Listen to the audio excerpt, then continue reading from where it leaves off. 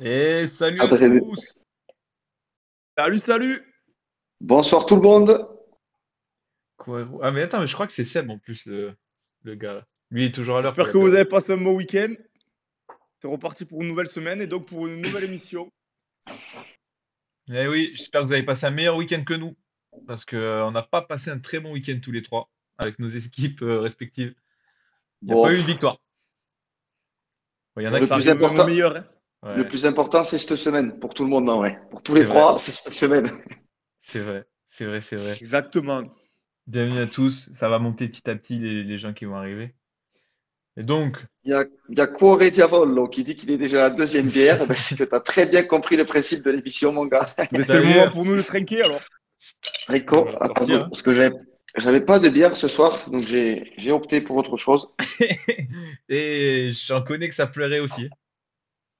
Un petit jet, j'ai bien mangé, je me suis fait un tacos maison, je me suis blindé le bite, donc ça va me faire digérer. Ouais, Santé à santé, tous. messieurs. À la vôtre.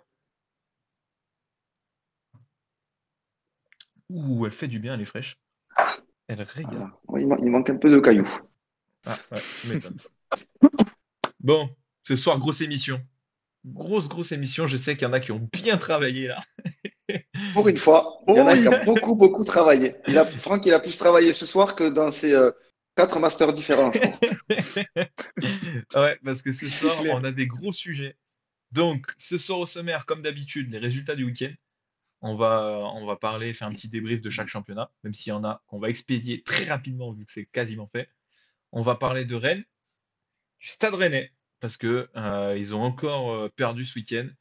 Ils enchaînent les déceptions et au vu du budget, de ce qu'ils mettent en place et de l'effectif, c'est pas normal.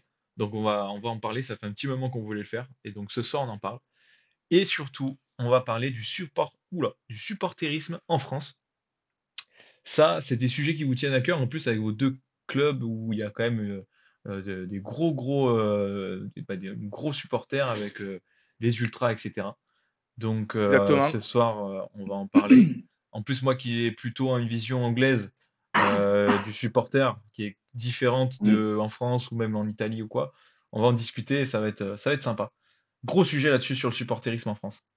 On va finir après sur les tops et les flops du week-end, comme d'habitude, le pari du chef et on va finir en détente sur le quiz et jouer un petit peu tous ensemble.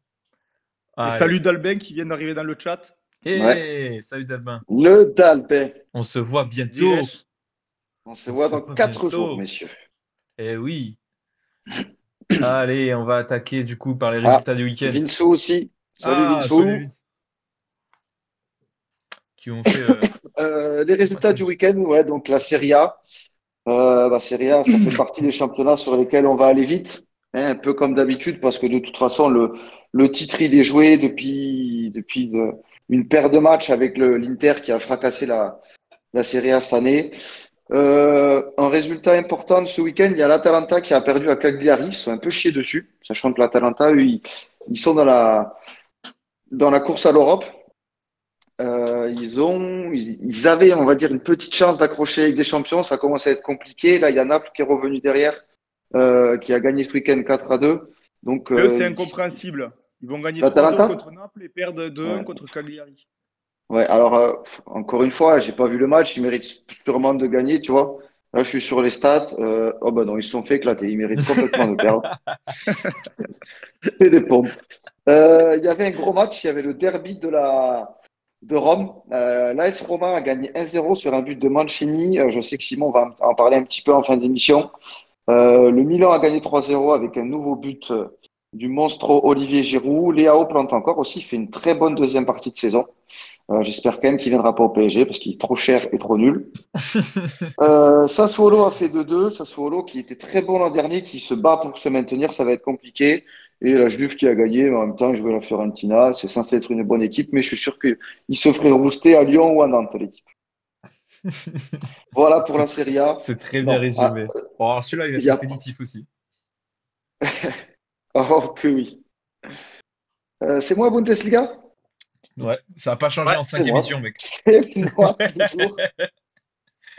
Ouais, expéditif parce que le Bayern a perdu en menant 2-0 à la mi-temps contre Heidenheim, qui est un promu. Il pointe maintenant à 16 longueurs de Leverkusen. Il reste 6 matchs, donc en gros, Leverkusen doit en gagner un seul sur les 6 prochains pour être champion et manifester une fois de plus la chanoirdise du Harry Goldmachine Kane, qui fait une saison à 40 buts, mais qui va se démerder pour faire rater le titre au Bayern, qui le gagne depuis 10 ans. Fou. Du coup, au niveau des résultats importants, Dortmund a perdu sur un gros match contre Stuttgart après avoir battu le Bayern. Eux, c'est vraiment des prototypes des perdants. Chaque année, dès qu'il y a des matchs importants en fin de saison, un peu comme Arsenal, bah, ils se démerdent pour perdre et perdent des points importants. Pendant Stuttgart, ce ils sont temps-là, chauds là. Stuttgart sont chauds. Leipzig a mis le déculotté à Fribourg aussi, euh, avec un gros match d'Openda apparemment. Mais bon, faire des gros matchs là-bas, c'est pas très compliqué. Et donc voilà, Dortmund perd des points importants. Stuttgart marque des points importants parce qu'ils sont maintenant quasiment assurés de jouer avec des champions. Et Dortmund, qui était devant Leipzig à la course avec des champions, mais est maintenant derrière au goal average. Donc ça va être sympa à suivre quand même parce que c'est deux équipes qui sont habituées de la Ligue des Champions. Et là, on est quasiment, on n'est pas sûr, mais presque, avec Stuttgart qui va se qualifier de perdre une des deux équipes. Dortmund qui est quand même quart de finaliste cette année, qui fait souvent des belles campagnes. Donc ils venaient à la rater, ça serait un peu au moins un petit événement sur la planète Europe quand même. Totalement. Et Totalement. puis derrière, je n'en ai rien à foutre, voilà, Darmstadt, Cologne et tout. Ouais, On, et ben on s'en là, fout. on enchaîne sur la Liga. La Liga, il n'y avait pas de journée, donc ça n'a pas bougé, mais il y a eu un Ouais, petit événement. Franck, je te laisse la pas main. de journée en Liga, mais effectivement, il y avait la finale de la Coupe du Roi avec le match Bilbao-Mallorca. On représente le Pays Basque. Et Bilbao, justement, ils ont gagné au tir au but. Ça avait l'air d'être un match serré. Je ne l'ai pas vu, pour tout vous dire. J'étais complètement cuit à ce moment-là. Et Bilbao, c'est la 24e Coupe d'Espagne qu'ils gagnent. C'est les seconds après le Barça à avoir le plus de titres dans cette compétition. Et bien ensuite Putain, c'est le ouf. Real. Ah, j'aurais Ouais, jamais ils ont pensé à gagné autant. 24 fois. Ils ont fini 16 fois finalistes, enfin second. Abusé, hein. Ça veut dire qu'ils ont fait 40 finales en tout, du coup. Ouais, 38. Non, Putain, 40, j'ai pas calculé, ouais, 40. putain, c'est énorme en vrai. Et le Real, pareil, 40 finales. Ils ont fait 20 gagnés, 20 défaites. Mais attends, mais Et le 40 Barça, finales, le mais ça Barça, existe depuis quand? ils sont à Barça, combien le le meilleur Barça? ratio, 31-11. Ah ouais, mais elle a 130 ans, la Coupe du Roi. Ouais, ce que je veux dire, Mais c'est. il y a pratiquement que eux, parce que l'Atlético, ils l'ont pas souvent gagné, je crois 10 fois à peine. Les autres, Ah ouais, non. en fait, au début de chaque saison, tu sais que c'est Bilbao, Barça ou Real qui va la prendre, quoi. Ouais, c'est un peu ça, ouais. Putain, c'est énorme. J'ai vu les images, moi, des deux frères Williams, là. Ouais, j'ai vu aussi. Ça régale, ça, par contre. Incroyable. Ça C'est tue. bien Mais pour tant mieux les parce clubs que, comme ça, ah, quoi. ouais, c'est ça, Parce Bilbao, qu'ils sont. c'est une équipe qui peut jamais gagner le championnat, mais pourtant, C'est ça. ils se manifestent toujours en Europe. Et c'est un club avec des vrais supporters qui a une vraie philosophie à recruter quasiment que basque ou espagnol ou très peu étrangers. Et du coup, franchement, c'est cool. C'est bien. Exactement. Ouais. Alors, avant d'enchaîner Exactement. sur la première ligue, je vais juste relever les commentaires. que- Parce que Seb, il me dit des fois, ouais, putain, vous relevez pas assez des fois les commentaires qu'on met. Mais en fait, souvent, il parle des siens. Et là, vu ses commentaires, j'ai absolument pas envie de le relever parce qu'il en sort des conneries. Recrutement les plus prolifiques d'Europe, machin. Tu sais qu'il sort aussi que l'AC Milan, c'est le meilleur jeu d'Europe, hein. Et ça, il le maintient. Au début, il nous le dit Oui. premier degré, maintenant, il le tourne un peu à la rigolade. Mais il y croyait un peu, hein. Et là, le recrutement le plus prolifique d'Europe, il faut vraiment qu'il monte les chiffres parce que c'est impossible. Il m'a montré aussi le meilleur trio avec les stats. Juste avec deux joueurs, on avait plus de stats à Liverpool. Et j'ai les chiffres. Système. Non, mais pour le coup, en vrai, le Milan fait pas une saison dégueulasse. Ils sont deuxième derrière l'Inter, ça va, c'est pas immonde. C'est juste que cette année, l'Inter, pour le coup, était, je pense, trop fort pour la Serie A. Oui, du coup, ils n'ont pas le meilleur jeu d'Europe, quoi. Nous Ah non, demande de ils ont travailler pas le les, dos. ils ont pas le meilleur jeu d'Italie, alors ils ont pas le meilleur jeu d'Europe. Ah voilà, j'adore, il va travailler dessus, tu vois, il va m'envoyer plein de stats. Et ben, on fera les bilans justement au prochain si tu veux. J'aurai les stats, j'ai mes stats, il n'y a pas de souci. On va enchaîner sur la première ligue justement. Je finirai par United Liverpool. J'ai pas envie de commencer par ça parce que j'ai envie de dire deux, trois trucs dessus. On va surtout parler de pour la course au titre. Brighton Arsenal. Arsenal, putain, en première ligue, ils sont injouables, hein. Ils ont mis 3-0 net sans bavure, hein. Pourtant, pour être honnête, je pensais que Brighton allait un petit peu les embêter. Parce qu'à domicile, même s'ils ont beaucoup de blessés, c'est pas le Brighton du début de saison. Je pensais qu'ils allaient plus les embêter que ça. Bon, ils se sont fait taper. Pareil, Crystal Palace, putain. Enfin, en plus, on l'a regardé ensemble avec Franck, on y a cru. Crystal Palace ouvre le score. Jordan Ayew, il a une grosse occasion. Il tape le Mm. poteau ou la barre sur le deuxième. Et là, c'est 2-0. Et c'est pas la même début de match. Parce que le premier mi-temps catastrophique défensivement de City. Un peu trop en dilettante, pas Sur très deux. concentré. Ouais. Et après, merci De Bruyne, hein. Merci De Bruyne qui remet vraiment tout le monde dans le sens de la marche. Et putain, il leur offre la victoire, hein. Haaland, pas, il marque, mais pas un peu transparent. Et Du Haaland. Ouais, De Du Bruyne, Haaland dans les masterclass. textes. Il a été énorme. Et du De Bruyne dans les textes aussi. C'est Ouais, comme d'hab, hein. il a mis 2 buts Avec un mec magnifiques. comme ça, c'est facile. Ouais, parce qu'en plus de ça, il égalise à la mi-temps et il met un but monstrueux. Bah non, Mm. c'est Incroyable. tout de suite à la. Ouais, c'est avant la première mi-temps, Non, je non, pense. il égalise à la 30e environ, un peu Ouais, avant. ouais, c'est ça. Il y a, Et il y a après, il un à marque la le mi-temps et 2-1, c'est vrai. Et il assez marque le vite. 2-1 tout de suite à la reprise de la deuxième mi-temps. Bref, ils ont mis une branlée, finalement. Ils n'ont pas tremblé. Ouais. Dans les résultats notables aussi, pour la course, notamment à l'Europe, tu as Aston Villa qui se fait accrocher à la maison par Brentford. Et surtout, du coup, Tottenham qui, lui, gagne et repasse devant avec un match en moins. Et il passe quatrième, donc pour la Ligue des Champions, avec une victoire sans trembler contre Nottingham. Newcastle qui gagne 1-0, qui se relance un peu face à Fulham et qui peuvent aller chercher encore des places qualificatives aussi pour l'Europe, aller chercher United et aller chercher West Ham. West Ham qui gagne aussi à l'extérieur contre Wolverhampton, pas évident.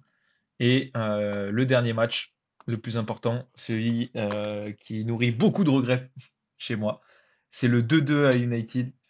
Donc je pense que vous avez tous vu à peu près le match, ou au moins le résumé. Première mi-temps, extraordinaire. Grosse première mi-temps de Liverpool, on leur roule dessus. United met 0 tir. Par contre, on gâche beaucoup d'occasions et on doit rentrer à la mi-temps avec au moins 3-0 facile. Et le problème, c'est qu'on le paye. Alors, 1-0. Deuxième mi-temps, bah, on se fait, Quensa nous met dedans en faisant une grosse erreur et qui relance Manchester United sur sa première frappe. Après, il la met bien, mais bon, c'est un cadeau. Donc un partout et après derrière le but magnifique de Mainu qui lui vraiment est un bon petit joueur. Il commence vraiment Ouais.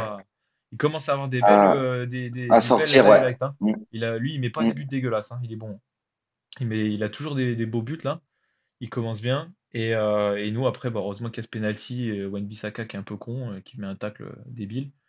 Et au moins on a ce penalty, mais franchement, j'ai vraiment les boules parce que c'est un match qu'on doit gagner 100 fois. On perd des points alors que bah, c'est la course au titre, on ne doit pas en perdre. Alors, on jouait avec le feu, avec tous ces derniers matchs à gagner et à se faire peur. Et je trouve qu'on a trop une dilettante, je ne sais pas comment l'expliquer, mais il y a une dilettante défensivement. Souvent, on repasse devant, même si on prend un but rapidement, ce qui est arrivé à Sheffield, ce qui est arrivé à Brighton, on prend un but rapidement, on égalise, on repasse devant, mais on se fait toujours peur. On se fait toujours peur parce que on tue jamais le match, on n'est pas assez efficace. Et ce match-là contre United, il est vraiment, je trouve, bah, révélateur de ce qui se passe. C'est qu'on ne tue pas assez les matchs. Moi, à Ça vous chaud, pendait au nez. ah ouais, moi, à chaud après le match, tu vois, Franck, il me disait, mais tu lui en veux pas à ça, etc. Bah, c'était pas celui avec qui j'en voulais le plus. J'en voulais plus vraiment, par exemple, à des mecs comme Salah devant, des mecs un peu comme Nunez qui n'ont pas apporté ce qu'ils apportaient d'habitude, une justesse technique, bah, surtout dans les derniers gestes, où il ne faut pas non plus 150 000 occasions. Et là, ça fait quelques matchs où il nous en faut vraiment beaucoup pour marquer.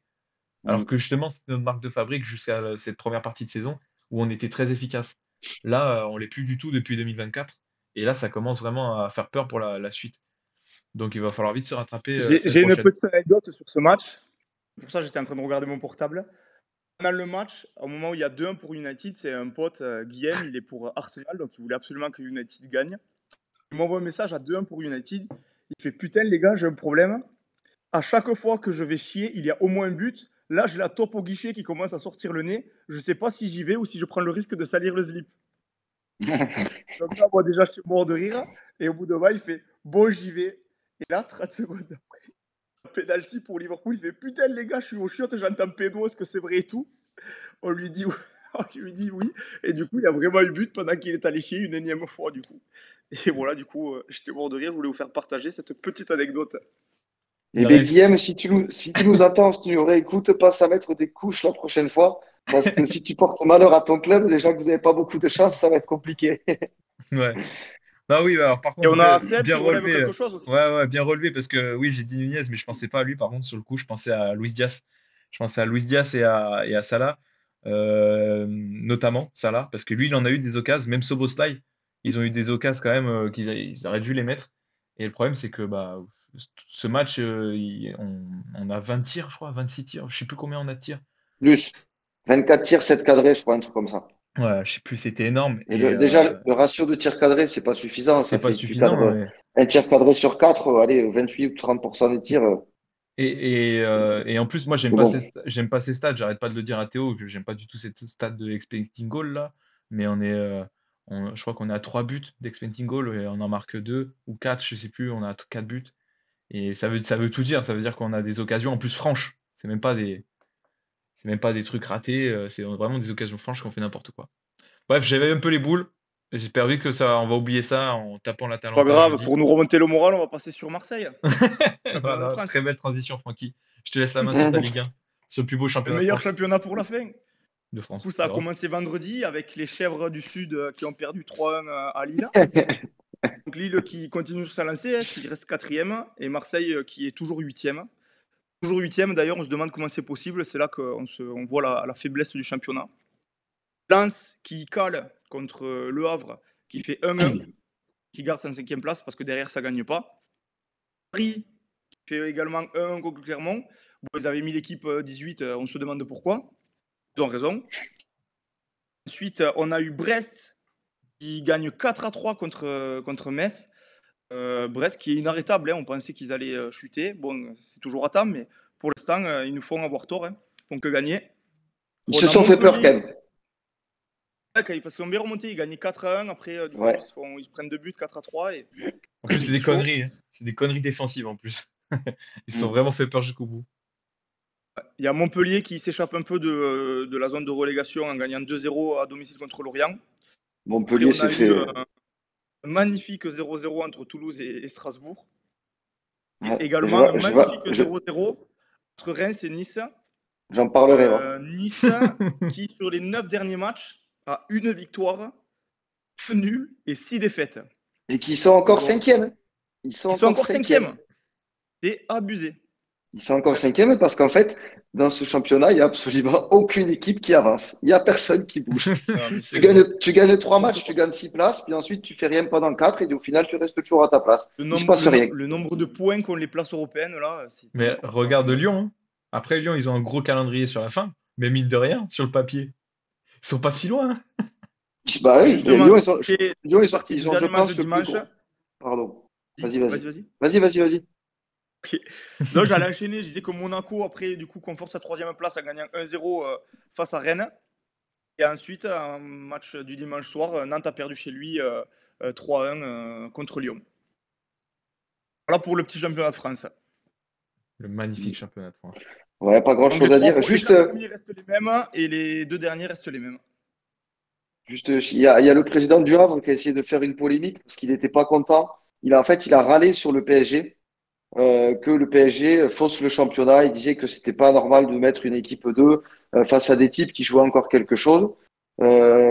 Et que, en gros, il disait que le fait d'avoir donné un point à Clermont, ça faussait le championnat. Mais ça, c'est Alors, surtout que Paris lui a demandé de décaler le match dans le de- cas où il gagnait contre le Barça. Et du coup, il a dit non. il a dit Parce que non. du coup, Oui, mais après, si il y a une t'es raison, pas évidemment. capable oui, non, mais ça, bien sûr, mais si t'es pas capable d'entendre et que tu critiques, tu dis que de fausser le championnat quand tu prépares un quart de finale de Ligue des Champions, grand, c'est que tu connais rien au ballon. Et ensuite, si Le Havre a 28 points, c'est sûrement pas la faute de l'équipe 2 du PSG, mais plutôt l'équipe du Havre tout court qui joue comme des pipes depuis la deuxième partie de saison et qui a gagné un match sur les 45 derniers. Donc, Non, mais en plus, les 2 dernières journées, c'est censé être en multiplex, donc je vois pas pourquoi il y ait un match qui décalerait en fait. Si. mais Le Havre, c'est pas dans les 2 dernières, il me semble. Non? C'est pas les 2 derniers? On joue Toulouse et Brest dans les 2 dernières, je crois. Ok. Il me semble. Ok. Nous, on Mais joue le Havre en ça, tout cas dans les 2 derniers. c'est une saucisse que je t'envoie parce que Brest, on les a déjà joués 2 fois. Donc, on joue pas Brest. Et le Havre, il leur reste Marseille, Paris et peut-être Monaco même, je crois. Enfin bref, ils ont un gros calendrier, on peut dire. Ouais, mais en Ouais, tout cas, qu'il aille se faire enculer, le président du Havre. En plus, Enfin bref, voilà pour les résultats du week-end. On a un peu Lorient, débordé parce qu'on avait des choses à dire. Lorient, que tu les vois se faire taper 2-0 à Montpellier, ils sont vraiment nuls, hein. Je vois, Le Ouais. Havre est largement meilleur que Lorient déjà. Donc je vois même pas pourquoi ils Le tournent. Havre, heureusement que Le Havre a fait une grosse première partie de saison quand même, parce que sinon, il serait bas. Ouais. En Parce que parlant de deuxième club partie de saison, nul, elle est cata. en parlant de club nul, est-ce qu'on parlerait pas de Rennes? De Rennes, ah bah si, c'est la transition est toute trouvée. Qui On incarne. parlait de club nul, on pourrait parler de 14 équipes de Ligue 1, mais bon, après.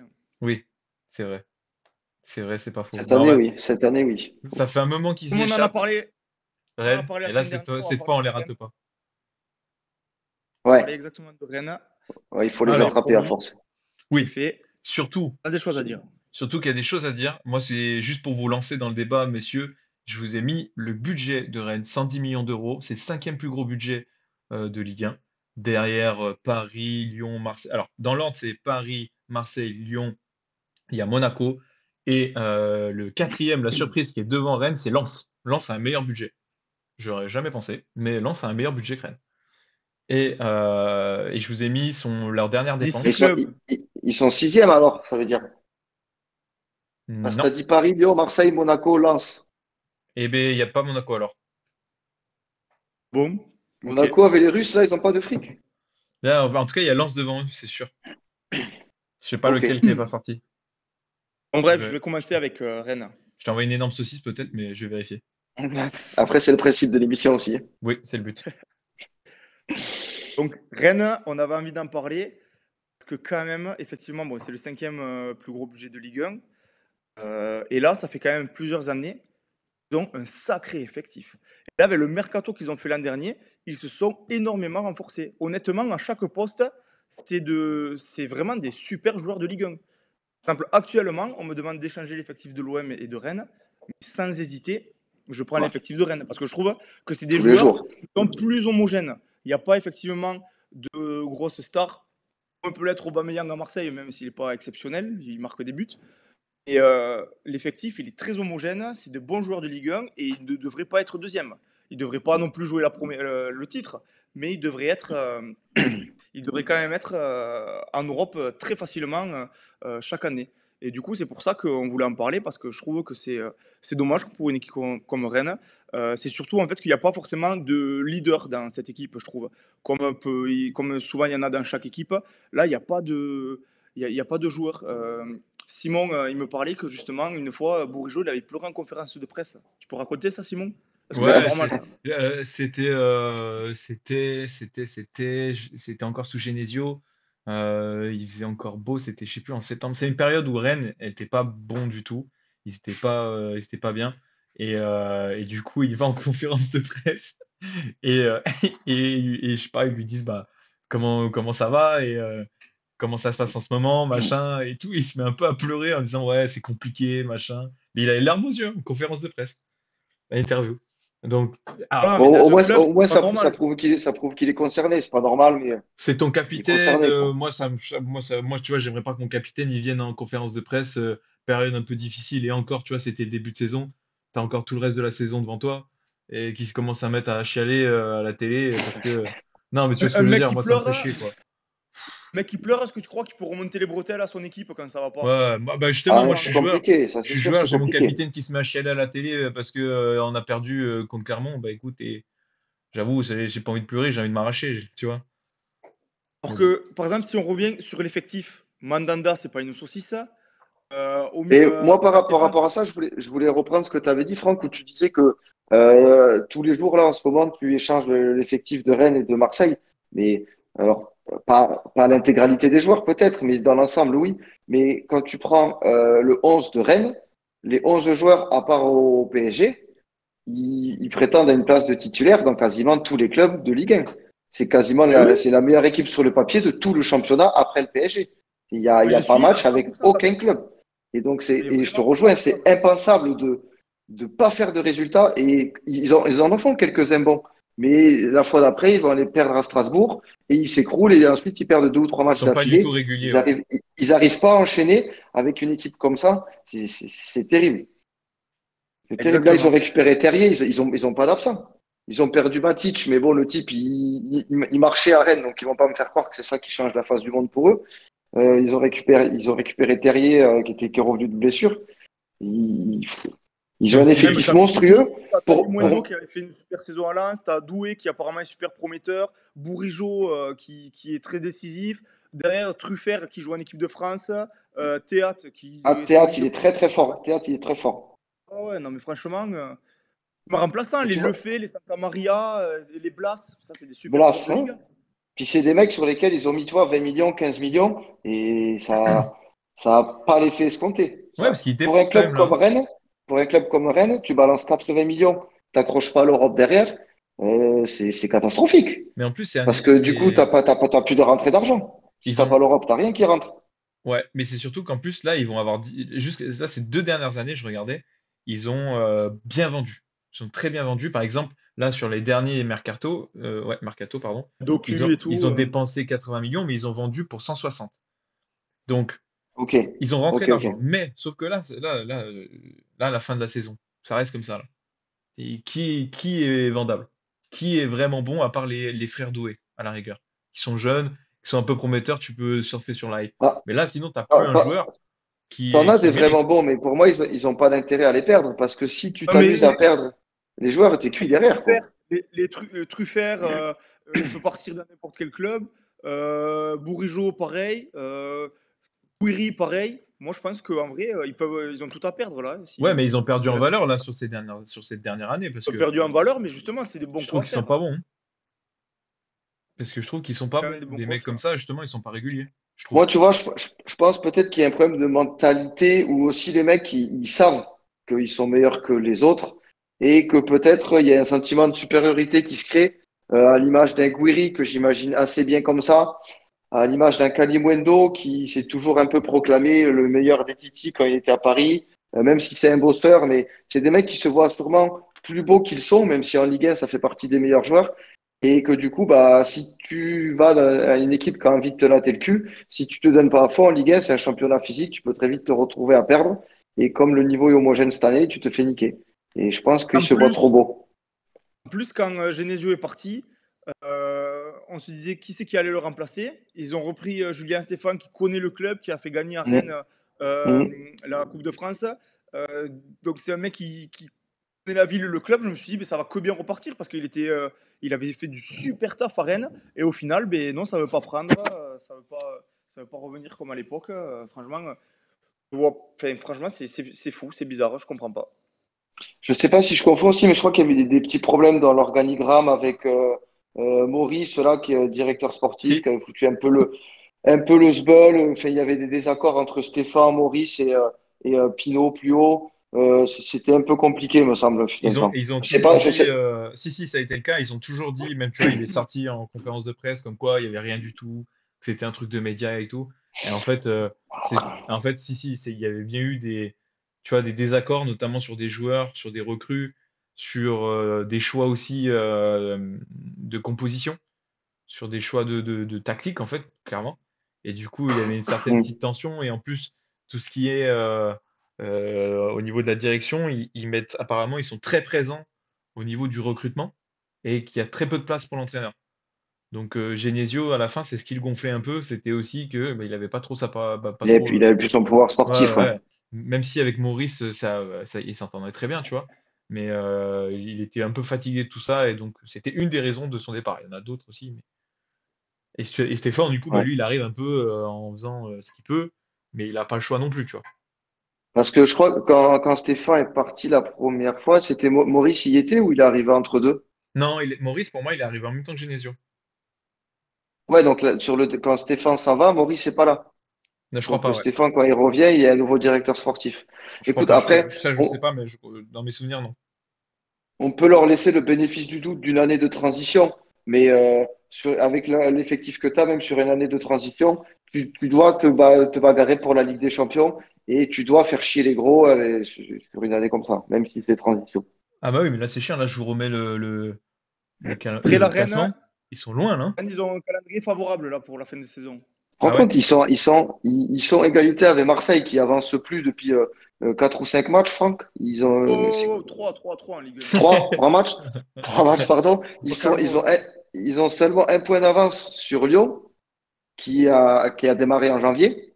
C'est terrible. Ouais. C'est C'est quoi le terrible en calendrier, tu disais, claquant. Franck? Le calendrier de Alors, ils Rennes, reçoivent Toulouse, ils vont à Nantes, après ils reçoivent Brest. Pour moi, ça, c'est pas un gros match. Je sais pas, Brest, j'arrive pas à me faire que c'est un gros match. Mais bon. Après, Après, ils vont à Metz. c'est un derby pour eux. Après, ils vont à Metz. Et après, il y a Lens et Reims. Donc, en vrai, quand même, ça va. Il y a Lens, si on peut le considérer comme gros club, et Brest aussi. Ouais, ouais, Sinon, après, après ils ont ça reste 4 matchs très accessible. clément. Ouais, ouais, donc Ouais. bah, ils ont intérêt à prendre des points là, parce Parmi, que sinon. Quand on parlait justement de la course à l'Europe et tout là en France, quand on prenait par rapport au classement et qu'on avait vu les calendriers de chacun, je disais que justement Rennes, ils étaient peut-être même les plus à même à se qualifier parce que tous on se rencontrait entre nous. J'ai Rennes, c'était les complètement dit seuls ça, qui ouais. évitaient un peu les balles. Et au final, ben, c'est les seuls qui n'arrivent pas à décoller.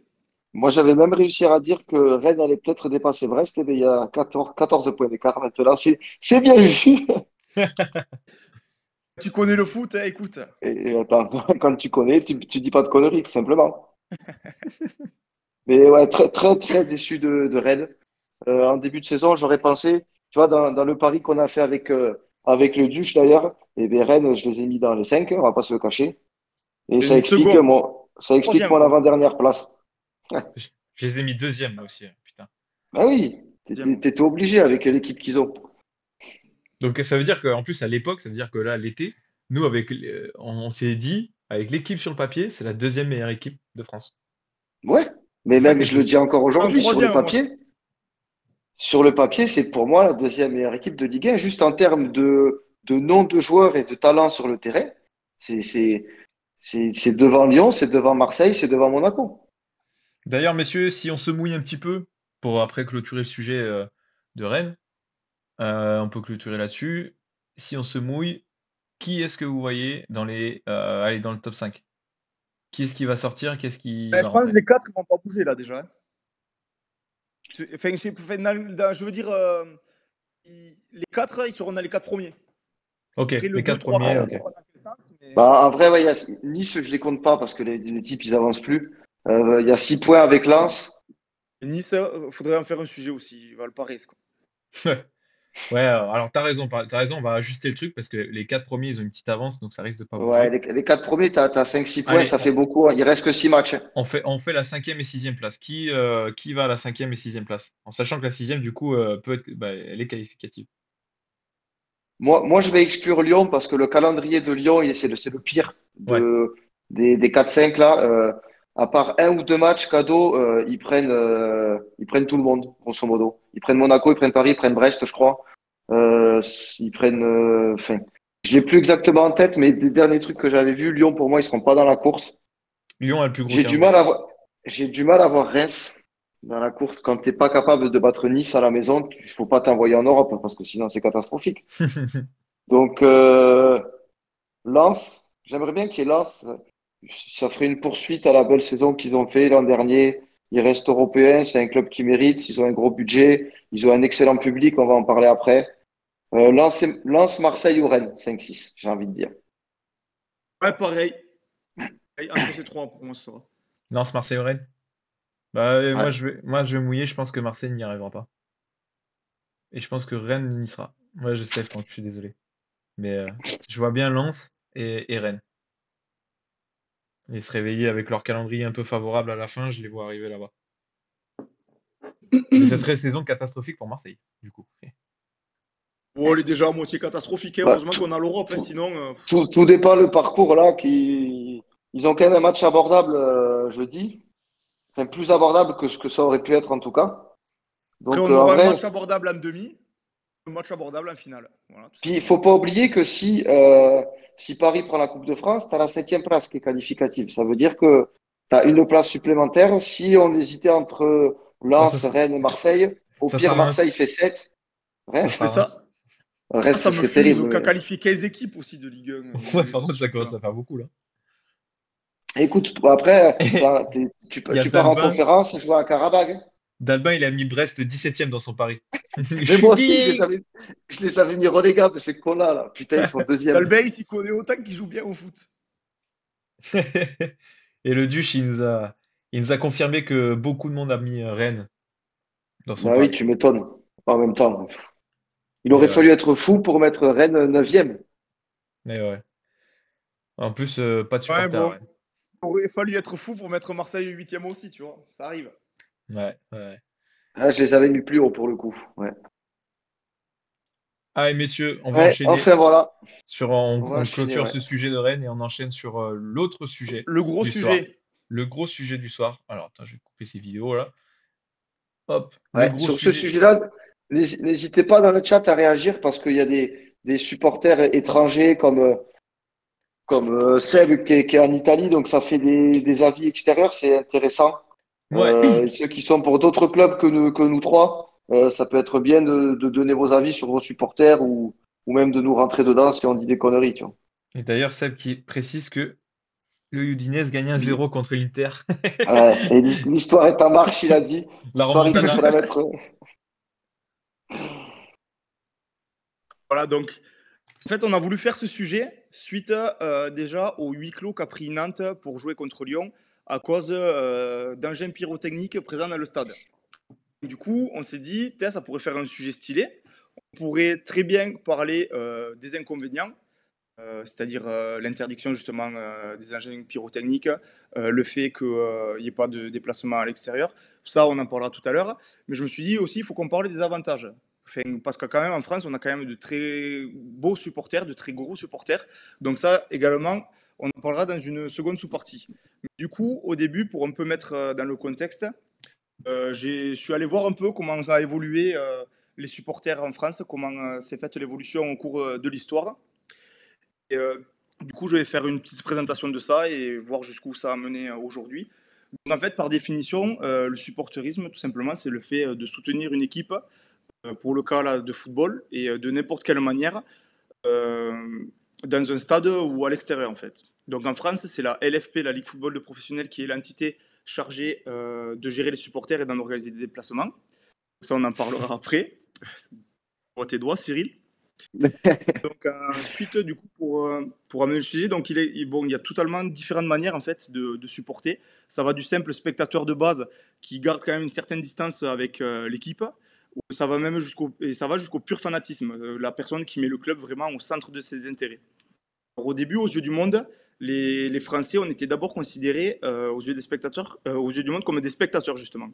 Et après, ils se sont rendus compte qu'en fait, on avait un attrait particulier pour le football, notamment parce que c'est la France qui a créé la Coupe du Monde, c'est la France qui a créé la coupe d'Europe des clubs, et c'est également la France qui a créé le Ballon d'Or. Donc à partir de là, on a commencé à le prendre un peu plus au sérieux. C'est surtout à partir des années 70 que la mise en avant du rôle de 12e homme, elle apparaît en France, notamment avec les épopées de Saint-Etienne en Coupe d'Europe, dans leur stade, avec qui est le Chaudron Vert, où on voyait qu'il y avait une belle ambiance et une belle atmosphère. Et, du coup, ensuite, en suivant le modèle des pays voisins, notamment de l'Italie et de l'Angleterre, il y avait déjà une certaine forme de vrais supporters. Et bien, suivant ces modèles-là, on a commencé à aller au stade avec les couleurs des clubs, avec les écharpes. Il y a des COP qui se sont créés et également des groupes de supporters, ce qui a permis de développer un nouveau style, principalement quand même sur le modèle italien des ultras, qui mettent en scène du coup des animations pour soutenir les équipes. Ensuite, du coup, ça c'était beaucoup dans les années 80 que les groupes de supporters se sont vraiment créés, les associations de supporters et tout. Et comment du coup ça s'est développé à partir de ce moment-là. Donc les groupes de supporters, ils y sont pour beaucoup en fait dans l'essor du supporterisme, parce qu'ils cherchent tous à être les meilleurs en créant une identité autour du club. Donc ces identités, elles se basent généralement sur des influences locales et régionales. Ensuite, il y a deux différents types de supporters. Dans le Nord, à l'époque, et surtout dans l'Est aussi du pays, on avait plus des groupes qui se tournaient vers le modèle anglais.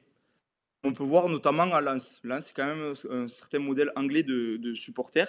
Et alors que dans le sud, à l'inverse, c'est le modèle italien qui dominait, notamment avec Marseille, avec les Ultras. Et même, c'est quand même cette influence qui est un peu plus présente en France que le reste des pays. Et, du coup, qu'est-ce que je voulais dire de plus?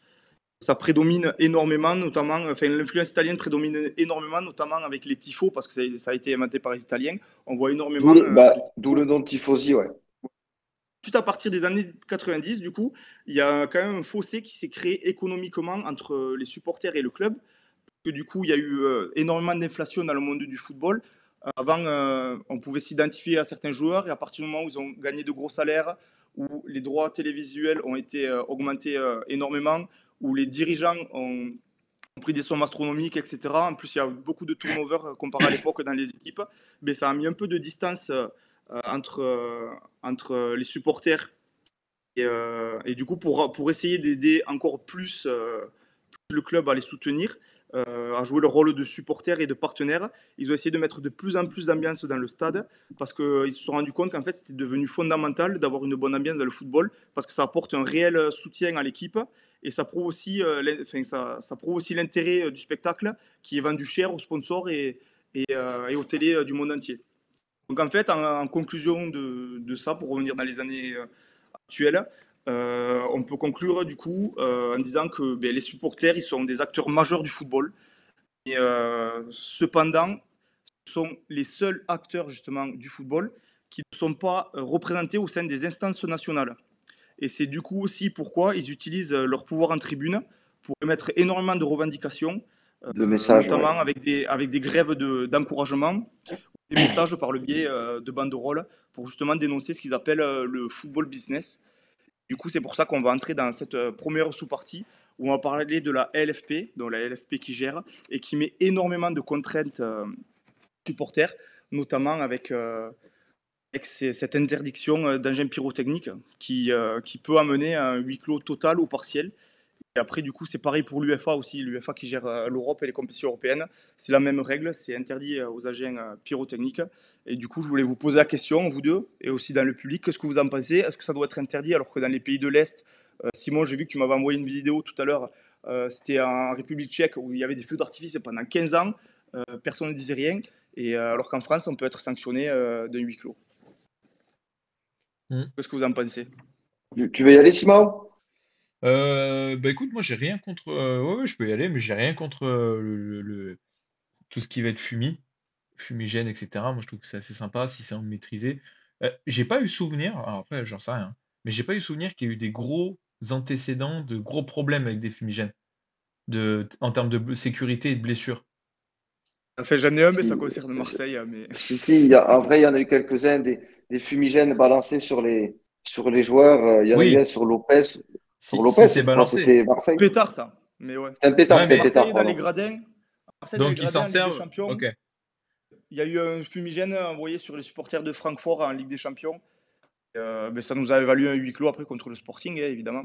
Et donc en fait, Et c'est juste c'est parce parce que que là, c'est à du la limite, c'est comportement. mérité. Là, c'est mérité parce que ça avait du comportement. Mais en vrai, Mais en soi, en interdire. termes de l'objectif, euh, si normalement tu l'utilises correctement et le but c'est de profiter et de faire un beau spectacle. Il y a pas de problème. Mais moi c'est ce que j'allais dire, plutôt que d'interdire bêtement le moindre fumigène, il suffirait d'émettre des règles, de l'encadrer et d'autoriser les gens à utiliser les fumigènes ou engins pyrotechniques, peu importe le nom qu'on leur donne, par les groupes de supporters qui sont connus, qui sont réputés. Je pense au South Winner à Marseille, peu importe, au Cup à Paris, au gros groupe d'Ultra de Lyon. Des types qui se mettent en accord avec la Ligue, à la limite pour ne pas en dépasser tant par match ou peu importe, que ce soit bien géré. Et après, un contrat de confiance est passé, pas de débordement, pas de comportementaliste complètement con, parce que on sait qu'en France, ça peut arriver, c'est pour ça que la Ligue est hyper stricte là-dessus. Et à partir de là, quand il y a un accord, si par contre il y a des débordements, là, Après, tu c'est peux sanction, ça. tu peux balancer une sanction la tribune fermée en sursis ou la tribune fermée à huis clos pour un match, peu importe. Mais le fait de complètement interdire ça, c'est stupide. Plus c'est interdit, plus tu as envie de le faire et plus tu as envie de le faire mal parce que tu as envie de montrer que tu peux le faire même si c'est interdit. Et du coup, tu vas juste vouloir montrer que tu en fais gros pour foutre le bordel dans le stade et faire chier et faire chier la ligue. Si Et tu c'était vois, encadré, ce tu que aurais, dit moins de Brice, problèmes. ce que dit Brice dans le chat, c'est ce que je voulais rebondir en plus là-dessus aussi. C'est que souvent, quand il y en a trop, bah, il y a de la fumée de partout et tu vois rien, nous, à la télé. Ça va, en 3 minutes, c'est parti. Ouais, on va pas me faire croire que les fumigènes, ça dure 90 minutes et Justement, parce que les sponsors, c'est tous les mêmes Non, pendant mais, 90 minutes, ça ne change tu es rien. dans le stade, mais quand tu es dans le stade, que s'ils tu es en en haut envoient des beaucoup, tribunes, là, ça dure longtemps. Mais bah, c'est quand pour tu ça. es à la télé, ça dure vraiment 3 minutes. Avec l'effet sans estompe, les caméras, elles passent au-dessous des nuages, et puis voilà. Hein. Ouais, mais c'est pour ça Il qu'il y faut a eu un test limiter qui le avait nombre. été mis en place. Moi, je L'accord des trouve ça groupes de stylé, supporters, mais il je y avait trouve eu ça un pas test. non plus, tu vois, je trouve que c'est pas indispensable pour mettre une belle ambiance, quoi. Je trouve que c'est pas indispensable, mais quand même, ça fait du spectacle en plus. C'est justement les télés qui payent cher les droits TV, elles veulent justement du spectacle. Et ça passe aussi en tribune, parce qu'on l'a dit, les supporters, c'est quand même des acteurs majeurs du football. Et je trouve que c'est dommage de se priver de ça. Notamment le dimanche dernier là, contre Paris, il y avait un super spectacle au début du match, les feux d'artifice pendant 1 ou 2 minutes là. On va charger, on va se prendre 8 clos, mon pauvre. Et c'est mercredi qu'il y a la décision, mais il faut pas Alors que s'attendre à ce ça que n'a les eu, mecs disent ah, bravo, c'était super, continuez. alors que ça n'a eu absolument aucun impact sur le déroulé du match ou le déroulé de la diffusion télé. Aucun. Oui, c'est vrai. Je suis d'accord avec toi, Simao, sur le fait que c'est pas indispensable, mais sur un PSG Marseille, sur un OM PSG, sur un Marseille Lyon, sur un Saint-Élion, sur un Lens Lille, avoir des énormes tifos, des fumigènes qui agrémentent les tifos et tout, si c'est le spectacle, c'est la beauté, c'est aussi ça le foot. Le foot, c'est en tribune aussi. Le 12e homme, il doit servir à ça. Et complètement interdire ça, effectivement, sur un Le Havre-Reims qui n'est pas de fumigène, je suis sûr que même les Havrais et les Rémois, ils s'en frappent le cul par terre. Ah, mais de toute Mais sur façon, les ouais, gros ouais. matchs, c'est beau et ça fait plaisir de voir ça à la télé. Après, oui, Brice, il relève le fait qu'il y a le côté sécurité, évidemment, pour l'utilisation des engins pyrotechniques. D'ailleurs, il y avait eu justement une phase de test qui avait été mise en place, Bien je crois, il y sûr. a 2 saisons, où ils essayaient d'en faire que quelques-uns. Ouais, Mais bon, en vrai, je veux dire, ça se saurait c'était la si saison chaque fois dernière. qu'on allumait un fumigène, il y a un blessé. Comme je disais, dans les pays de l'Est, ils font ça tout le temps, que ce soit en Hongrie, en République tchèque, même en Suisse. En Allemagne aussi, peut-être, je crois, ils ont le droit, non? Peut-être pas en Il- Allemagne, je sais pas. Bref, Je sais dans pas tous ça, les je pays, pourrais ça pas se te dire. passe bien. Je vois pas pourquoi en France, ça se passerait pas bien. Les seules fois où ça s'est pas bien passé, justement, c'est parce qu'il y a eu des jets sur, en fait, les spectateurs adverses ou Alors, sur l'équipe adverse. Et ouais, mais ça ça, après, c'est c'est du très comportemental. intolérable. Et tu vois, je sais pas si je vais aller dans une autre rubrique que tu avais prévue ou un autre sujet par rapport au super tourisme. Mais je trouve que là, c'est vraiment un autre problème. Parce que là, que ce soit la Ligue ou la LFP, pardon, qui vont prendre des décisions, ou ne serait-ce que l'UEFA, c'est vraiment des décisions pour sanctionner des comportements à la base.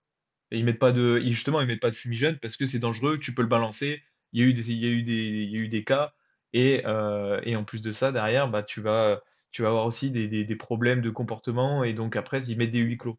Mais à la base, c'est vraiment que des problèmes de bagarre, des problèmes de chants racistes. Il y a des problèmes. En fait, c'est que du comportement. Après, les gros problèmes là-dessus et que les sanctions sont derrière. Donc, là où je Ouais. veux en venir, c'est que c'est ça qu'il faut régler. C'est ce comportement dans les Si tout stades. se passe bien, après, il devrait ne pas y avoir d'incident. Et oui, après, À si, Paris, si là, tu as un bon mercredi, on verra comportement, quoi on a tu peux faire ce appris. que tu Et veux. je pense ouais, voilà, s'il y avait des incidents, là, je comprends qu'il y a la sanction. Mais à Nantes, il y avait eu 0 incident.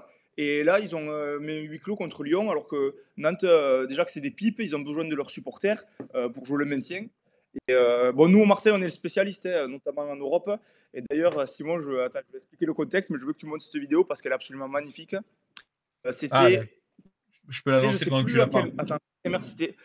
Je sais plus contre quel match c'était. C'était en Conference League, du coup. On avait allumé, le virage nord avait allumé des fumigènes et on s'était fait sanctionner. On avait rien que la tribune nord de décalé. Et pour la demi-finale, on s'entendait du coup à un tifo pour soutenir l'OM du virage sud. Et le virage sud, il a fait un tifo, mais incroyable, énorme, avait marqué UEFA Mafia.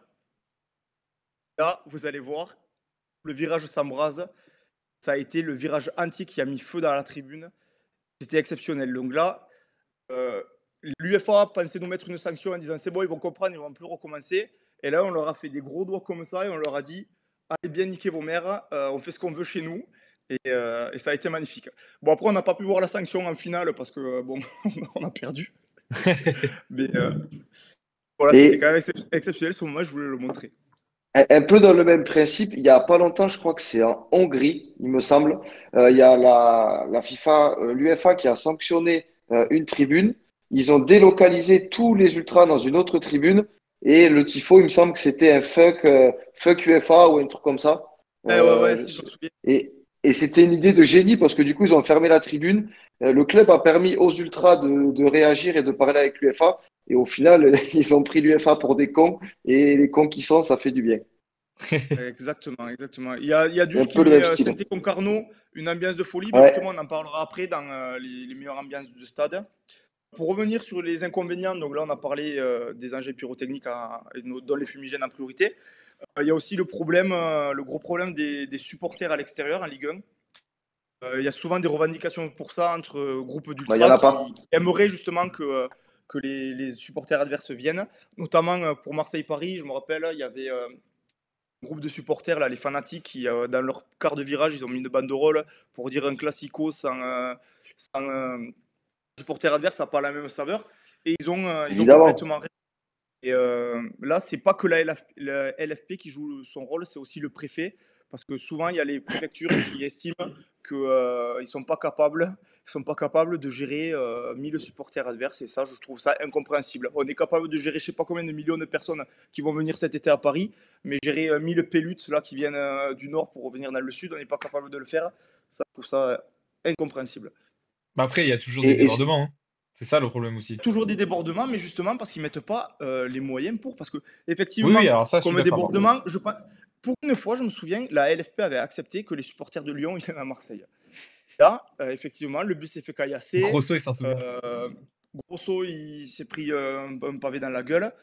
Là, c'est sûr qu'à cause bon, à ça, cause de c'était quatre abusé. connards, à cause de quatre connards, après, Ouais, c'était bien direct, plus que ça. la préfecture, ils ont dit on n'accueille plus personne, on ne sait pas prendre en charge. Mais comment c'est possible de ne pas savoir prendre en charge 4 pélutes pour qu'un bus il passe, il fasse un chemin, il fasse Bah 2 regarde, km de l'hôtel ouais, au mais c'est match. un exemple, mais c'est un exemple parmi tant d'autres. T'en as plein des problèmes comme ça. T'as des problèmes avec Nice, t'as des Brice, il problèmes. en parle justement de ce match. Saint-Étienne, t'en as plein.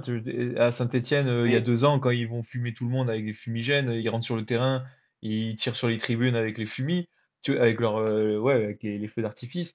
Et le problème, c'est il y a trop souvent de débordements. Et, ça, c'est très français. et ouais, et justement, mais c'est là où je voulais en venir. C'est que on se plaint des décisions qui sont prises, qui sont pas logiques pour moi, hein. Là-dessus, je vous rejoins là-dessus, parce que pour moi, il y a d'autres choses à faire. Mais il y a aussi ils le font pas pour plaisir. C'est qu'il y a un vrai cas à la base. C'est que les supporters français, tu l'as bien dit, Franck, au début, surtout, il y a une grosse culture et une grosse influence italienne. Et en Italie, c'est ça aussi. En Italie, c'est les types, ils sont tous en noir, ils sont tous habillés en noir et tout. Ils peuvent se fracasser la gueule. Les Napoli avec Mais ceux après, de Turin, ils peuvent pas se blairer. Tu vois ce que je veux dire? Il y a toujours eu des problèmes hein, mais ça c'est d'ultra, une autre etc. branche. C'est pour ça, j'en ai pas parlé Là, exprès. C'est le là hooliganisme. Ça, c'est une autre d'entre branche l'hooliganisme, ouais, c'est Ouais, mais le qui, différent. problème, c'est qu'en qui France, sans rentrer dans le mot identifie un club hooligan, juste pour se il battre. y a que. Ouais, mais En foot ou le non. foot. Parce qu'en France, regarde, tu as toujours des problèmes. Là, ces 2 dernières années, on a eu que ça, les 3 dernières années même. Il y a eu que ça, Même il y ce en a eu plein week-end, des cas. à Lille, il y a des supporters marseillais qui sont arrivés tranquillement avec leur maillot et ils se sont fait tabasser la gueule par des Lillois devant le stade Mais tu vois, regarde ça, je trouve ça pas normal de d'aller pas voir le pouvoir match. venir dans le stade avec un autre maillot. Ça, je trouve ça pas du tout normal. Mais Après, c'est Attends, à ça, Lille, c'est. complètement normalement, il y a anormal vraiment. même. C'est le principe des matchs. Il y a deux équipes, il doit y avoir des supporters des deux équipes qui sont fiers de supporter l'équipe qui supporte. Et en 2024, tu es censé quand même pouvoir accepter un mec avec un autre vélo dans ton stade, sans y foutre sur la gueule ou lui balancer un pavé. Sinon, c'est gravissime. Et ça, c'est Ça qui est terrible. ralent, c'est que c'est à cause d'une minorité de merde qui fait J'allais y venir. qu'on puisse pas avoir justement de beaux spectacles. Je me rappelle une année, les Lensois étaient venus à Marseille. Il y avait une communion entre les supporters adverses et les Marseillais. C'était exceptionnel. C'était à l'époque où il y avait un jeune Marseillais qui était mort dans un accident de voiture. Ils s'étaient renvoyé la balle, même ils avaient fait un aux armes. Je suis déjà allé voir aussi un Saint-Étienne-Bordeaux. Les supporters, ils étaient copains, ils se faisaient des chansons ensemble, ils montaient, ils descendaient chacun de leur côté. C'est beau. Après, certes, il y a des rivalités, on ne va pas chanter avec les Parisiens ou avec les Lyonnais, mais le fait qu'ils soient là, quand même, ça met un certain peps en plus, ça motive les équipes à l'extérieur, parce que nous, là, à ce moment, on n'est pas allé gagner à Lille, on n'est pas allé gagner à Rennes. S'il y avait les supporters, peut-être ça aurait été autre chose. Ah, mais oui, mais c'est là où je te dis que c'est pas normal que. Et c'est là où je vous rejoins totalement, que les décisions sont pas bonnes Ouais, parce que ça devrait être les pris mesures, autrement. Ça devrait être les pris mesures autrement. prises, elles sont trop importantes. C'est quand si tu prends Paris, si tu prends Lyon, si tu prends Marseille, c'est quasiment les trois plus gros, le gros nombre de supporters en France. Donc c'est forcément dans ces endroits-là où ça va le plus dégénérer parce que c'est les plus grandes villes. Donc il y a forcément un nombre d'abrutis qui est plus présent que si tu vas à Reims ou au Havre. Mais à cause de justement ces 4-5 pélos, comme il dit Franck, eh ben, c'est les 70, 80 000, pour prendre l'exemple de Marseille, qui en subissent les conséquences. Et les Oui, décisions prises par la Ligue, elles ciblent ces quatre abrutis. Alors que si tu prends tous les abrutis un par un, que tu les fais interdiction de stade et pointer tous les samedis au commissariat pour pas aller au match, eh ben, je peux te dire qu'il restera en tout cas moins de cons. Il y en aura quand même dans les stades, mais beaucoup moins. Et tu pourras te permettre d'accueillir enfin des Marseillais à Paris, des Parisiens à Marseille ou des Lillois à Lens. Tu vois, c'est quand même. Enfin, il mais y et a, moi c'est ça. dans Et moi quel je autre, trouve ça dans quel autre incompréhensible. pays ça arrive? Moi je trouve ça incompréhensible. Liverpool-Manchester, il y a les deux équipes, et il n'y a pas de souci. Je suis allé voir un derby à AS Roma à la Diodrome, et bien, c'est l'un des plus gros matchs en Italie. Alors, pendant 1 heure et demie, ils ont envie de se foutre sur la gueule, mais ils sont tous dans le stade, et il n'y a pas de problématique particulière. Oui, parce qu'en fait il faut que ça Après, dans reste le après stade, dans c'est les rare tribunes, qu'il y tu ait des vois. problématiques. C'est surtout en dehors. Ouais, bon, après, à Oh, l'extérieur, moi, il y en a. Ils donnent rendez-vous. j'en ai pas vu des masses, et alors Non, qu'il y mais avait 60 000 personnes dans le stade, il y en a peut-être eu, mais il y en a toujours des problèmes dans les c'est- stades. Moi, j'ai un souvenir d'un Lyon-Marseille. J'étais allé voir Lyon-Marseille. J'étais dans le nouveau stade de Lyon. Où d'un coup, on voit un mouvement de foule. Et en fait, c'était donc toute une partie de la tribune des Badgones qui courait après un type qui était avec le Mario de Marseille. Parce qu'en plus, Marseille avait égalisé à ce moment-là. Et ils l'ont tabassé. Et en fait, tu auras toujours des cas isolés, en fait, le problème. Et, et là où je trouve que Parce les que décisions sont pas assez importantes, c'est que je n'arrive toujours pas à comprendre comment, là aujourd'hui en 2024, même dans les dernières années, où on a des stades ultra connectés, on a des caméras sécurisé. partout, c'est Hmm. ultra sécurisé. C'est parce que je voulais faire le parallèle avec en Angleterre, pourquoi ça n'arrive pas? Parce que en Angleterre, il y a eu plein de cas de morts, etc. avant, mais pendant l'Euro de 96, il y a eu toute une rénovation des stades et il y a eu plein de caméras. Et maintenant, aujourd'hui, dès qu'il y a des problèmes, c'est des énormes sanctions, mais pour les types. C'est pour les types et c'est communiqué. En fait, les clubs font des communiqués sur bah, ce type-là, il a fait ça, il a pris tant de prison, il a pris tant d'amendes. En gros, c'est une amende, souvent en plus, c'est des dettes, ils les ont à vie. Et je peux t'assurer que mais ça te calme 2 minutes. Le gars qui a agressé Jack Grealish quand il était à Aston Villa, je sais pas si vous vous souvenez de ça. Il y a un type, un qui supporter, qui rentre sur la il pelouse, a mis une mandale. il met une mandale à Grealish. Bah lui, mon C'est pote, vrai. il fait de la tôle. Là, il est en tôle et il a une amende. Je Mais pense que même ses petits-fils, ils auront encore l'amende derrière. Et en dette. France, c'est pareil, mais pour ce qui se passe dans le stade. Ce qui se passe en dehors du stade, ils n'ont pas le pouvoir sur ça. Mais dans le stade, Brice, il parle de Nice, qu'il y a des problèmes dans le stade de Nice. Oui, il y en a beaucoup. Il y en avait eu notamment, oui, effectivement, avec les supporters allemands, mais aussi contre Marseille, quand ils avaient jeté la bouteille sur Payet. Ben, le mec, il a été sanctionné. Le mec à Lyon, pareil. Le mec à Bordeaux qui est rentré sur le stade à la dernière journée contre Rodez en Ligue 2, et pareil, interdit de stade. Ça, c'est la logique. Et les mecs, après, ils réfléchiront à deux fois avant Après, de faire leur connerie. après, tu vois, moi, pour rebondir sur ce que tu dis, Franck, je trouve que on devrait établir un périmètre autour du stade. Je sais pas, tu prends une borne, peu importe. Mais quand tu es à 500 mètres du stade, tu dois aussi subir les conséquences de tes actes. Euh, T'es pas à l'intérieur du stade, ok, c'est pas au club de te punir, mais il faut que tu sois puni quand même. C'est mis Si à t'as toi fait de Oui, la non, mais merde et ça, que je suis t'as. d'accord. Mais comment tu les punis du coup? Parce que tu n'as pas des caméras partout à l'extérieur. Ouais, je pense que dans les grandes villes, genre le Marseillais qui s'est fait tabasser à Lyon, aux abords du stade, dans des périmètres sécurisés, on va pas me faire croire qu'avec une caméra, tu peux pas retrouver les quatre enfants de pute qui l'ont tabassé et pour les mettre en tôle ou leur faire payer une amende ou une interdiction de stade. Il y a rien de mieux. Je rejoins Simon, s'il y avait des mesures prises plus intelligemment sur les fouteurs de troubles, et ben, il y aurait beaucoup moins de problématiques et peut-être que la Ligue serait moins conne. Cela étant Exactement. dit, la Ligue est très conne parce qu'elle est très très fermée d'esprit et comme tu disais, même si il y a des discussions qui sont faites avec les gros groupes ultras, les ultras en France, ils sont vus uniquement comme des voyous, alors que la plupart, ça n'en est pas forcément. Et ils sont là uniquement pour supporter leur équipe, qu'ils mettent au centre de leur vie, comme tu expliquais tout à l'heure. Et ça devrait être le cas dans tous les stades et peu importe le match. Je fais un Peu petit bonjour à importe le Ouais, match. Sergio. Je vois effectivement. que Sergio nous a rejoint. Ouais, Salut à toi, Sergio, Paul Sergio. Serrouille. Paul Merci Serrouille à que toi. tu Toi, connais à l'Artigue, je crois. Si, tu l'as vu à l'EMF. ah, salut. Alors, ouais, C'est effectivement, un, ça y est. un habitué Ça y de est, l'EMF. Est-ce que tu avais parfait. d'autres trucs à rajouter sur là-dessus, Francky? Justement, parce qu'il n'y a pas tout à jeter quand même dans les supporters en France. Et du Non, Mais coup, bien faut quand sûr que même non. terminer on sur a des une beaux note publics. positive. Du coup, on va parler justement des beaux publics. Et je voulais qu'on en discute entre nous et qu'on se fasse un Un petit petit top classement. des meilleurs publics qu'il y a en France, des villes et des clubs où il y a de l'ambiance, pour quand même mettre un point d'honneur sur le beau travail qui est fait par certains groupes de supporters, plutôt que de parler que de quatre débiles qui nous cassent les couilles. Vous en pensez quoi? Quel club pour vous mériterait une médaille pour leurs supporters? Il y en a plusieurs. D'ailleurs, moi, ça, c'est pour parler après. Pour le coup, je vais avoir un vrai avis objectif. Les photos que j'ai mis là, c'est pas pour dire que Paris est forcément le meilleur club, les meilleurs supporters en France. D'ailleurs, premièrement, parce que je le pense pas. Euh, mais c'est pour parler des tifos, on le fera après. Euh, Au niveau des publics, il y en a, on va dire, il y en a 4 ou 5 qui sortent du lot. Moi, en premier, eh ben, le Duc, je viens de le mettre. Pour moi, c'est Saint-Étienne. Parce que Saint-Étienne, mis à part le bordel qu'il y a eu lors de leur descente, mais ça peut se comprendre aussi parce qu'il faut dire que les joueurs avaient vraiment pas mis du leur et que les dirigeants à Saint-Étienne, c'est les deux là, les deux homosexuels, c'est des deux énormes cons. Euh, Saint-Étienne, ils ont un public, même quand ça va pas, il est formidable, il pousse du la première à la 38e journée en Ligue 2.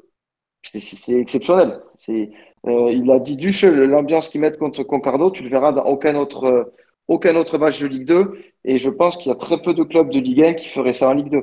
Les Lyonnais, ils ont beau croire qu'ils ont un excellent public. Je suis sûr qu'en Ligue 2, il n'y aurait pas d'ambiance comme ça. On va en parler de ça Et, justement. et ensuite, obligé de mettre Marseille, parce que Marseille, ils ont un public exceptionnel. Je- euh, Sûrement la meilleure ambiance en France quand il n'y a pas Saint-Étienne. Le seul petit hic avec Marseille, c'est que quand ça va pas, ça part un petit peu trop en vrille. Les gros groupes de supporters ils restent présents, mais ça peut être fréquent d'avoir des stades qui se vident petit à petit.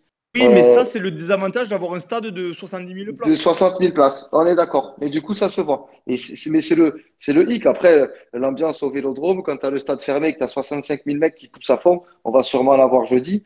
Il y a pas de clubs qui peuvent rivaliser en Ligue 1. Déjà par le fait qu'ils ont au moins quasiment 15 ou 20 000 places de plus que les autres, à part Lyon. Mais bon, Lyon, j'ai du mal à les mettre dans la meilleure ambiance de France. Et après, Paris. Paris parce que le COP fait un boulot formidable, le CUP. Malgré le fait que maintenant Boulogne soit fermé depuis beaucoup d'années, ils sont exceptionnels. Ils arrivent à mettre une grosse ambiance alors que c'est la seule tribune qui chante parce que pour le coup, le reste, c'est que des spectateurs, c'est pas des supporters, c'est des types qui viennent voir le spectacle, qui sont pas forcément fanatiques du PSG, pour reprendre les explications de Franck. Et c'est que le. Il me pète les couilles l'autre. Sergio, il lance un chant. Il lance un chant dans le chat. Mais le Cup fait un boulot formidable parce qu'il y a quand même 50 000 places qui sont toujours remplies. Pour le coup, c'est le plus gros taux de remplissage après Strasbourg en Ligue 1. Et faire du bruit pour 50 000 personnes quand t'es que 7 ou 8, et encore je suis même pas sûr que ce soit 7 000, c'est énorme. Ouais, je suis d'accord avec toi. Mais j'ai réfléchi sur le sujet, moi, avant de faire mon classement. Et au lieu de donner un top 3, moi, je vais faire un top 8. Parce que pour moi, il y a Bah, dis-les 8 toutes. clubs en France qui ont des beaux supporters. Ou plutôt 7,5. Je dis 7,5 parce que le 0,5 de la fin, je vais quand même mettre Lyon. Parce qu'il y en a qui après qui vont péter les couilles dans le chat. Parce que sur, on va dire, 2 matchs maximum dans l'année, on arrive à avoir une bonne ambiance. Faire un gros tifo, un beau tifo, quelques fumigènes par-ci par-là, ça peut être pas mal. Ensuite, je placerai 3 clubs à égalité, qui sont des clubs moyens de Ligue 1, qui ont un super public. Et Nantes, Strasbourg, qui l'ont toujours été, qui ont vraiment une tribune géniale. Et Strasbourg qui a surtout, un toujours club été très plein, même dans les divisions exactement. inférieures, hein. Ligue 2 nationale, ils ont toujours été Très là. récemment, Toulouse. Et Ouais, Toulouse, Toulouse, ça fait ça 2-3 ans, c'est très depuis la costaud. montée, faut le dire, ça me fera plaisir dans le chat, mais sacré public, et c'est pour ça qu'actuellement, je le mets au même niveau que Nantes et Strasbourg. Le seul truc qui est dommage, en fait, pour eux, c'est que c'est un petit stade, entre guillemets, et qu'il n'y a pas tout le monde qui est à fond tout du long. À part quand ça gagne, et que, évidemment, là, tout le monde est à fond, tout le stade, mais c'est surtout une tribune qui va crier. Puis du coup, en quatrième, pour la même raison, mais le stade est plus grand et ils ont plus d'expérience. Et bon, ils sont quand même reconnus par rapport notamment aux photos que tu as mis. C'est le PSG, faut l'avouer. Le PSG, le CUP, ils font un super travail sur les tifos. Après, en troisième, je mettrai Lens, évidemment. Lens qui, comme je l'en ai parlé au début, est plutôt du style de public anglais. Euh, Ils peuvent faire d'énormes tifos, mais généralement, c'est plutôt une ambiance à la Liverpool, j'ai envie de dire. Ouais, je voulais y revenir dessus Ensuite, après, justement. Ensuite, en second, je mettrai Saint-Etienne. Parce que ouais, Saint-Etienne, ils l'ont encore prouvé ce week-end en Ligue 2 pour les 90 ans. Chaque année, ils l'ont prouvé en Ligue 1. Je suis allé voir un match, j'ai pu assister justement à cette ambiance de folie. Et c'est la folie, c'est vraiment fou. Les deux virages se répondent un peu comme à Marseille. Et justement, Marseille, je les mets en premier, à égalité avec Monaco. Non, c'est une feinte. Mais je mets Marseille en premier parce que bon, moi, j'ai pas envoyé d'image comme Cyril là que vous pouvez voir à l'écran parce que sinon ça durerait toute la nuit avec tous les tifos que je Attends, fais. attends, parce que je vais t'expliquer pourquoi j'ai mis ces images après. C'est pour défendre Marseille en plus. Donc Marseille, bon, tout le monde le sait. Moi, je le mets en premier, certains le mettront en second, mais de toute façon, c'est sûr et certain, il est sur le podium, il y a pas à dire. Euh, on a le plus gros tifo du monde avec le Milan AC. On avait fait un super tifo contre Paris, sauf que ça n'avait pas été compté comme le plus gros tifo du monde parce qu'il y avait un côté du stade, c'était des drapeaux, et c'était pas des tifos que tu mettais comme ça. On avait fait les logos de l'OM et tout. Mais par contre, on a battu le record contre Lyon en 2019 pour les 120 ans du club, où là, vraiment, tout le tour du stade était avec des fiches comme ça pour faire un tifo. On avait fait un soleil, une étoile, et en plus, dans les virages, on avait monté, il y avait la Bonne Mère et les armoiries du club. C'était vraiment exceptionnel. Et puis chaque week-end, je pourrais mettre l'hommage à Tapi, exceptionnel. Il y avait tout le virage sud qui a reproduit la tête de Tapi. Enfin bref, le UFA Mafia aussi, il est incroyable. Enfin, j'en ai tellement des exemples, je ne vais pas tous citer, mais pour moi, c'est pour ça que Marseille. Parce qu'en termes de tifos, je trouve que les plus beaux tifos, c'est les tifos où on t'a une feuille comme ça. C'est les tifos où on Mais t'a j'y une feuille arrive, comme ça. attends. Justement, les tifos où tu as un truc qui descend d'en haut, Où c'est même si c'est joli et c'est bien fait. Mais pour moi, c'est pas pareil, ça n'a pas la même saveur. Je laisse c'est- argumenter, Cyril. c'est pour ça que j'ai fait exprès d'envoyer ces photos où le COP fait un boulot formidable, mais qu'en termes de tifo en France, il n'y a absolument pas mieux que Marseille. Et même si il y a 1500 Parisiens qui regardent un jour cette vidéo, malheureusement, c'est un fait. En termes de tifo, Marseille, c'est peut-être les plus beaux tifos d'Europe même, parce que ils sont tous avec leurs papiers. C'est des trucs qui sont travaillés pendant des semaines. Alors que par exemple au parc et dans d'autres trucs à Lyon, ça va plus être des bâches. Alors le boulot est monstrueux et les bâches sont magnifiques, mais un vrai tifo, c'est quand chaque supporter récupère son petit bout de papier sur sa place, Ouais. fait l'effort de le tendre pendant 10 minutes pour qu'on le voit. Et ça, pour le coup, Marseille, ils sont intouchables en Ligue 1, ils sont intouchables en Europe. Et c'est un Sergio qui te pose supporter une parisien. question, Cyril. Ouais, je l'ai vu, mais il me casse les couilles, je vais l'appeler après lui. Tu peux peut-être à toi, Simao, tu veux ton Ouais, expérience avec l'Angleterre, toi surtout. moi je vais te dire justement, en plus j'ai bien aimé ce qu'a dit le petit Palmier, parce que en plus lui il est fan de Manchester City, donc supporter un peu anglais. Moi je vais revenir sur ce qu'il a dit. Il a dit Lens, Lens, bonne ambiance et familiale. Non, pas, il n'a pas mis ça exactement, Il a juste dit Respect. respect et ambiance. voilà. Respect et Et parce que ambiance. moi du coup je pense que moi dans mes préférés j'ai Saint-Étienne, Lens. Lens parce que ils n'ont pas de gros tifos, mais beaucoup de drapeaux, tu sais, plein de gros drapeaux différents, des écharpes. Il y a un peu cette ambiance populaire du Nord qui ressemble beaucoup à Liverpool que j'aime bien. Et c'est le côté très familial que j'apprécie. Et en plus, ça chante beaucoup, c'est toujours derrière son club. Donc moi, j'aime beaucoup Lens, grosse ambiance. Saint-Étienne, grosse ambiance. Marseille, grosse ambiance. J'aime bien. Et en petite surprise, comme tu disais, Franck, moi j'aime beaucoup les supporters de Strasbourg. Je sais pas, chaque fois je trouve Ouais, qu'il y a un vrai truc. bien aussi. À l'époque, il y a très longtemps, quand ils étaient il y a très longtemps, pas si longtemps que ça, mais ça commence à faire, quand ils étaient en Ligue C'est un 2 et national même en même. National, où tu voyais leur stade plein avec vraiment une bête d'ambiance. Et j'avais trouvé ça trop stylé parce que je savais pas que Strasbourg, il y avait une vraie ambiance comme ça. Et du coup, depuis ce jour-là, c'est il y a quelques années maintenant, j'aime bien regarder leur ambiance et je trouve qu'elle est vraiment top et j'aimerais bien aller faire un match un jour là-bas, d'ailleurs. C'est Et, propre. et Strasbourg a le record en lice du plus grand nombre de matchs d'affilée à guichet fermé en France. Je ne sais pas si c'est européen ou quoi, mais en France, c'est eux qui le détiennent. Ils ont un taux de remplissage de 100% depuis je ne sais plus combien d'années quasiment. C'est un truc de malade, Strasbourg, là-dessus. Alors, le fait que le Bien, ça stade fait soit petit, plaisir. c'est toujours plus facile de remplir un petit stade, mais Strasbourg, c'est une petite ville, donc franchement, immense respect pour ça parce qu'il y a une vrai engouement Mais de c'est la part des supporters. ce que je Et j'ai vu, disais, ah oui, et Strasbourg. Le Duche qui dit le Monaco à l'extérieur c'est surprenant, c'est pas faux. Il y a quand même une Ah grosse non, communauté Monaco, de supporters Arsenal, à l'extérieur. oui, oui. Mais oui, c'est parce qu'en Arsenal, fait, deux fois. à Monaco, les habitants de Monaco, c'est Oui, ils des s'en branlent. millionnaires ou milliardaires qui n'ont absolument rien à foutre du ballon.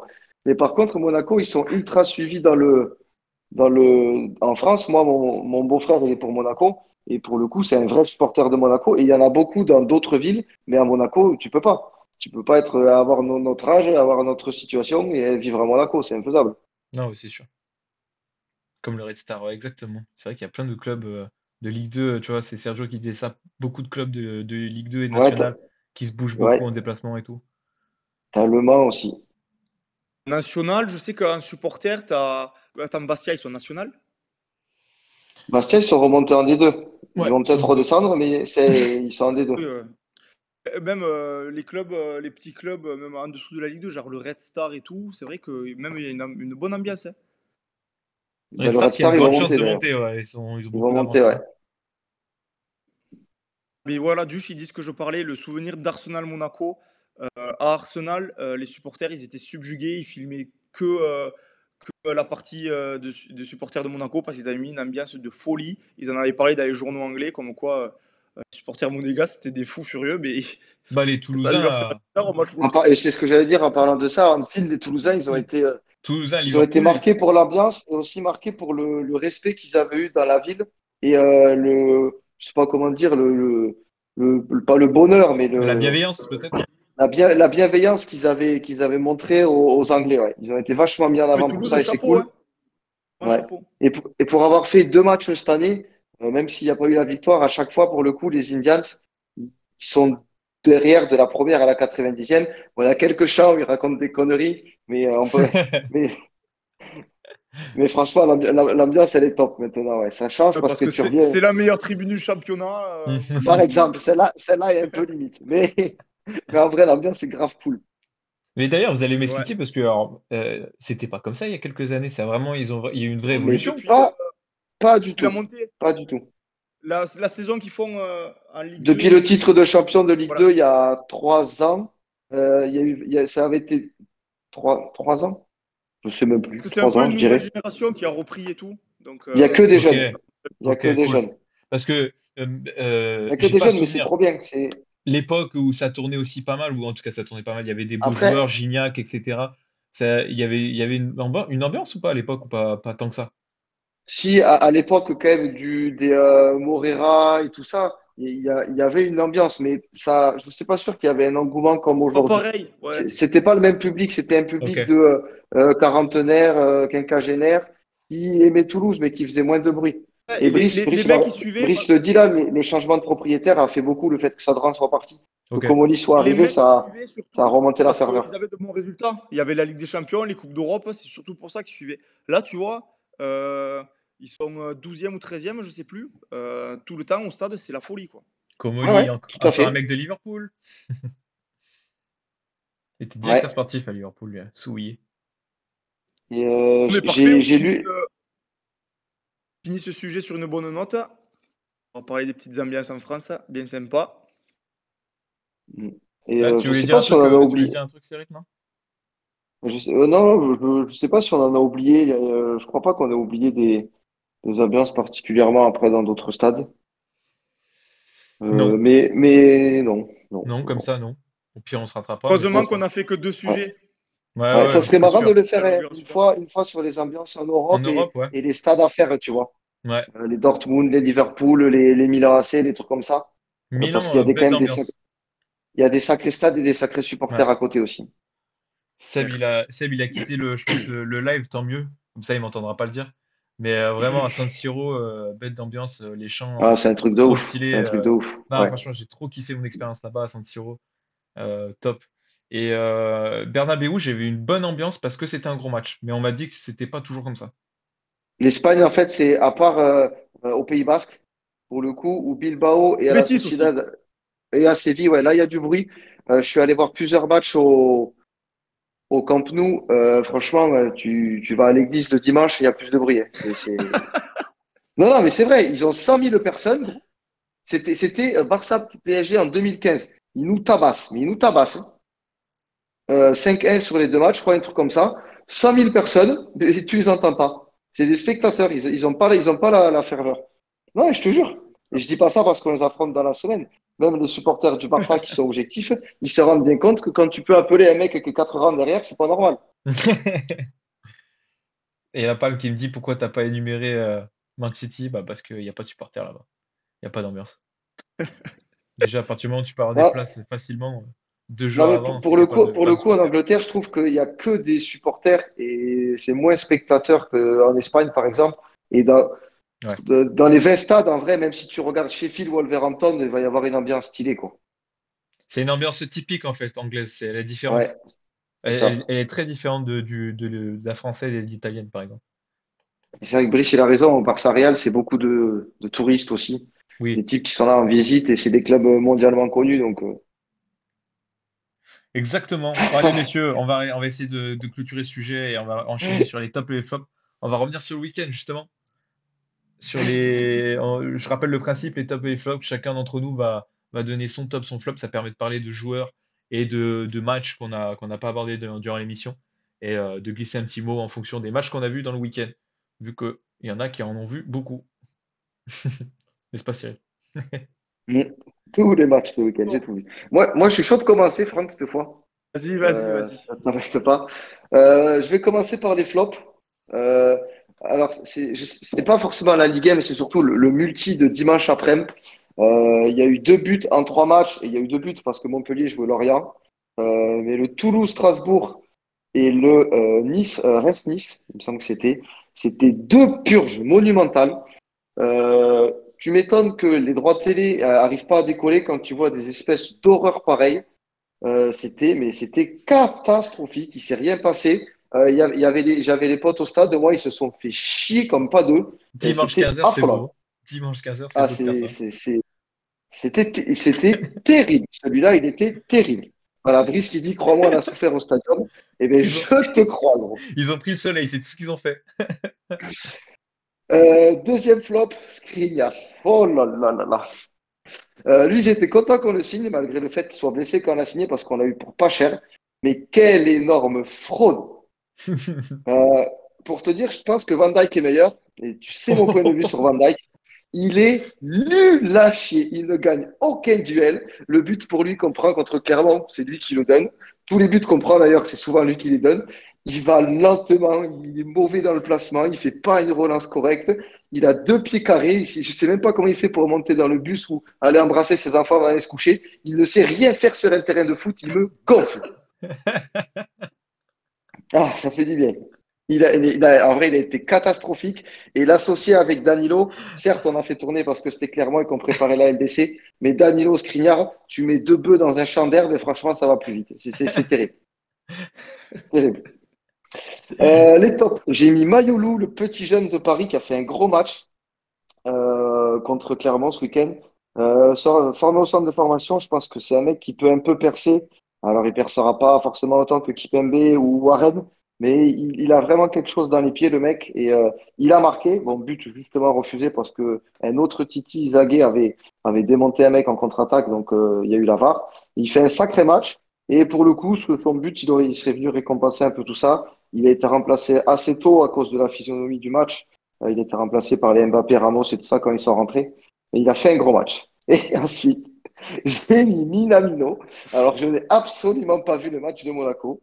Il a peut-être très mal joué, mais par contre, il a mis une énorme frappe dans le visage de Stéphanie Frappard. Et juste, et juste pour ça, mais il mérite d'être dans le top de l'année parce qu'il lui a décalqué la tronche. Vraiment, il a mis un dégagement en plein dans sa tête et il mérite d'être dans le top de cette semaine. Parce que Ah, je savais pas pourquoi tu l'avais mis, Minamino. franchement, pour ceux qui l'ont pas vu, ça tourne un peu sur Twitter. Il y a une vidéo où il met une grosse frappe en plein dans sa gueule et c'est vraiment super parce qu'elle le mérite. Et celui-là, il me fait Allez, plaisir. je vais essayer d'enchaîner. Oh, Alors, moi, flop, c'est bon. tu l'as pas mis, mais Dybala, j'aurais jamais pensé dire ça le jour.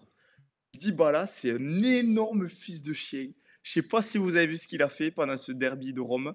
Il a pris son petit port tibia où il y avait lui en train de soulever la Coupe du Monde et il l'a tendu au visage de Inzaghi, de Guendouzi. Guendouzi. Donc Guendouzi, évidemment, il s'est énervé, on connaît le Guendouzi. Mais ce que j'ai envie de dire au petit Dybala, c'est qu'il avait de la chance que j'étais pas en face, parce que moi, il aurait été enterré 2 pieds sous terre, il aurait fait des carottes après, mon pauvre. Je peux te le garantir, cet enculé là. D'où il va se faire le malin comme ça, qui reste à Rome là, dans ce club tout pété là, on dirait, putain, mais sans déconner. Bon, Après, c'est un Argentin. Les Argentins, c'est tous des enculés, gros.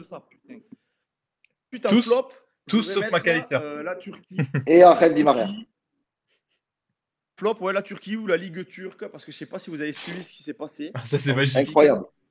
La finale de la Coupe de Turquie, pour contester face aux violences qu'il y avait eu entre Trabzonspor et le Fenerbahçe, il y avait les supporters de Trabzonspor, putain, ils ont des noms à la con là-bas, qui étaient rentrés sur le terrain et ils avaient tapé les joueurs et tout bordel. Bon, c'était parti en couille, bref. Et pour contester, les dirigeants du Fenerbahçe, ils ont dit, pour la finale contre Galatasaray, qui en plus c'est un énorme derby et tout, on va mettre les U19.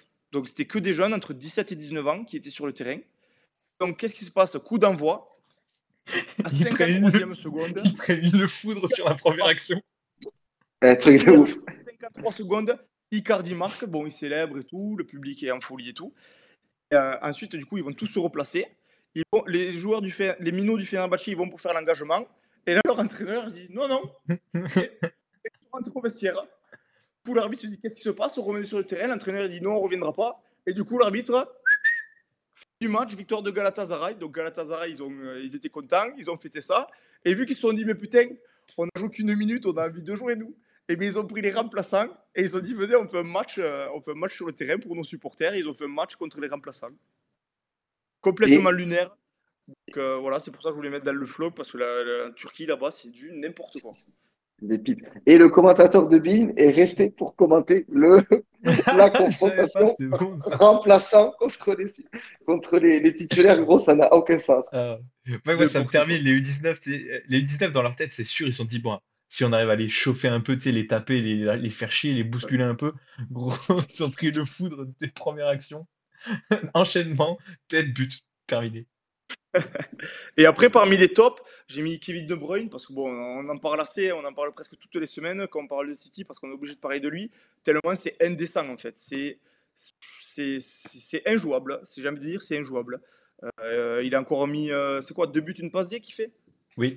Une but de passe. J'ai vu le match en plus avec Simon. Mais bref, il a été énorme. Et ensuite, mon autre top. Alors, je suis pas content, Simon, t'as pas fait comme je voulais faire parce que j'en avais rien à foutre du match. Mais non, mais comment tu veux que je foute du vent? Attends, tu sais ce que tu veux mettre. Match La Rochelle contre l'équipe des Sud-Africains. Et donc moi, j'en ai rien à foutre du match, c'est pas ça que je voulais mettre dans le top, c'est le vent. Pourquoi le vent? Parce qu'il y avait beaucoup de vent ce jour-là en Afrique du Sud. Je sais pas si vous avez vu, mais il marque un essai à la 79e et quelques. Ils reviennent à 1 point. Donc le mec, il a la transformation pour gagner, du coup, et après c'est fini, parce que le temps qu'il tire la transformation, c'est la 80e et quelques. Le mec, bon, il est un peu excentré sur les poteaux. Il se concentre pour tirer. Là, il tire tout droit, et là, à la fin, un coup de balle, le ballon, il est passé sur le côté, et du coup, ça permet à La Rochelle de se qualifier. C'est incroyable. Et du coup, je voulais féliciter le vent pour avoir permis à La Rochelle de passer. Et lui, il voulait que je mette le vent dans le top. Et comment tu veux que je mette le vent Ouais. Quelle Mettre photo je mets l'emoji. Tu mets l'emoji les devant. tornades, là. mais j'ai pas trouvé. Écoutez, je me suis dit, je vais mettre le Et match tes le plus top et bien. tes flops, Simao.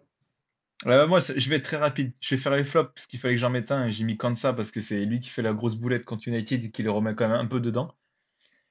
J'ai mis Gigot parce qu'il a fait une vraie prestation contre Lille. Penalty. Je voulais pas mettre de Marseillais parce que Bah, je moi, le je mets te le chaque mets. semaine dans le flop. Moi, Et je le mets. Bah, parce qu'il était catastrophique, hein. Quand on j'ai les met revu le chaque semaine, résumé je du match, catastrophique. On l'avait vu en direct, mais quand j'ai revu le résumé, il est au penalty. Sur le deuxième but, il est aux fraises complet. Laisse tomber. Il a sa place. Dans les tops, dans les tops, alors, j'ai regardé le derby de Lisbonne, incroyable, gros derby. Et du coup, j'ai mis le double buteur qui a fait un gros match, Katamo, Jenny Katamo, je le connaissais pas, Mozambien. Et il a mis un doublé, il donne la victoire sur un gros match contre le Benfica. Et du coup, grâce à cette victoire, il y a de grandes chances qu'il finisse champion. C'était le premier contre le deuxième. Et celui qui prenait la victoire prenait vraiment une belle avance. Et du coup, bah, il a marqué un joli but. Il chiale dans sa célébration et tout. Grosse ambiance, c'est un match un peu avec des gros pains entre eux. Donc, c'est des derbys qu'on aime. Et donc là, il méritait dans les tops. Et je finis par le meilleur, Mancini. Alors, moi, en tant que défenseur central, en tant que joueur amateur, ça, c'est tout ce que j'aime. Un idiot, il marque le but de la tête. Il a un carton jaune sur un attentat. Il braille sur tout le monde. Et à la fin, il fait une célébration en prenant un drapeau dans les supporters et en balançant son drapeau au-dessus, c'est les couleurs de la Lazio avec un rat dessus pour se foutre de leur gueule. C'est tout ce que j'adore. Et donc, c'est une masterclass. Il fait gagner son équipe, il tue deux trois joueurs, il s'embrouille sur toutes les actions, il braille sur tout le monde, carton jaune et célébration d'enculé à la fin. C'est tout ce que j'aime. Donc, c'est un maxi top pour lui. Et en plus, c'est le derby. Donc là, c'est du 100% pour moi. Parfait pour ces Et tops et voilà. ces flops. Voilà Magnifique. pour topper les flops, c'est fini. Ouais. Merci Il pour va la nous transition, rester monsieur. Parfait.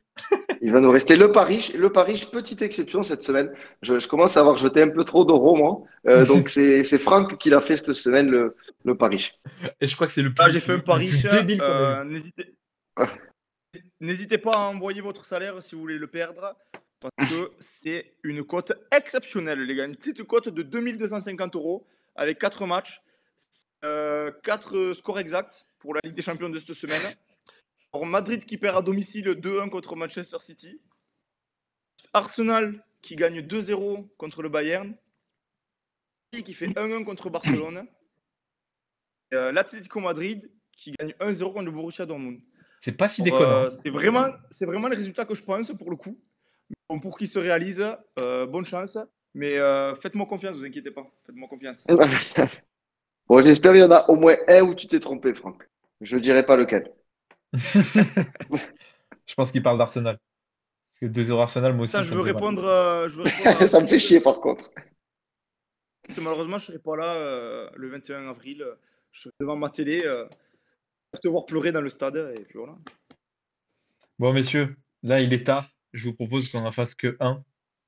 Ah oui, il est tard. J'en ai un d'ailleurs. Ah, bah vas-y, Francky. Bon, on va en faire deux. Eh bah, fais-en deux. Non, j'en ai un. Enfin, ok, si vous voulez. Mais vu qu'il est difficile, celui qui le trouve, ce sera l'invité exceptionnel d'une prochaine émission. Préparez-vous. Préparez-vous dans le chat. Et si on le Et trouve un pas, jour. nous, on vient pas. Voilà. Simon, je crois, on en a parlé ce week-end, donc Mais je dirais rien. on va en parler. À Mais tout moment, alors, je le les trouve pas, de gars, toute façon. fait que 16 clubs. Ça va. Ben Arfa. Commencé carrière en 1994. Modène FC. 96, je signe à Empoli. 1 an. 97, signe à Fiorenzuola. 1 an. 98, signe à Lodigiani pendant 1 an. En De patrie 99, italienne. signe à Trevis pendant 2000. Jusqu'en 2000, pendant 1 an. 2000, je signe à Vicence Calcio pendant 1 an. Oh, il a une carrière, le 2001, salaud. 2001, je signe à Brescia Calcio pendant 1 an. Ah, concentrez-vous parce que c'est à partir de là que ça devient intéressant. Avant, c'est une carrière de pipe. 2003, je signe à Palerme. Il reste 2 ans. Palerme pendant 2 ans à partir de 2003. 2005, je signe à la Fiorentina. Il reste 2 ans également. 2007, j'en ai marre des pizzas et j'ai envie de bouffer des bretzels et boire de la bière. Je vais à Munich. Il reste 3 ans. 2010, signe au Génois. 2011, signe à la Juventus. Après, en 2012, je pars au Qatar et je reviens faire une fin de carrière à Hellas Vérone et j'arrête en 2016. C'est pas Le Duc, Vieri. le Duc, il dit Vieri, mais il n'a pas joué à l'Inter, je crois. C'est pas Un, bien. I- Mais ce qu'il faut Putain, je retenir cherche surtout, un Italien qui a joué à Munich. 2003-2005, Palerme. 2005-2007, Fiorentina. 2007-2010, Bayern Munich. Effectivement, je Après, en l'ai, 2010, mais il signe au on en Génois. a parlé ce week-end, donc oh, ça compte pas. Mais oui, tu es sur la bonne piste, Cyril. C'est plutôt Munich qui va t'aider. Munich et Ouais, le ouais, c'est Parce reste. qu'il a ça. fait 3 ans à Munich. Tout ce qui est avant, ça compte pas. Et pour vous donner un petit indice, Bayern Munich notamment, Brice, il c'est a trouvé. Brice, 89 matchs. Brice, il a dit Luca Toni, il a trouvé. Ouais, bien joué, putain. Bien joué, Brice. Luca Toni. Il Une en a fait des carrière, lui, clubs, hein, lui. il a bougé. Tous les ans, il bougeait. Putain, Bien je joué, l'avais Brice. pas. On invitera Oh. du coup émission Ah, du lundi 22 pour parler de la défaite de Toulouse avec grand plaisir. T'en fais un sim ou j'en fais? Et après on arrête, il est tard. Ouais. Bah écoute, fais-en un. Tony, incroyable d'avoir trouvé, bravo. Je sais pas Moi, si. j'en ai un qui est pas forcément simple.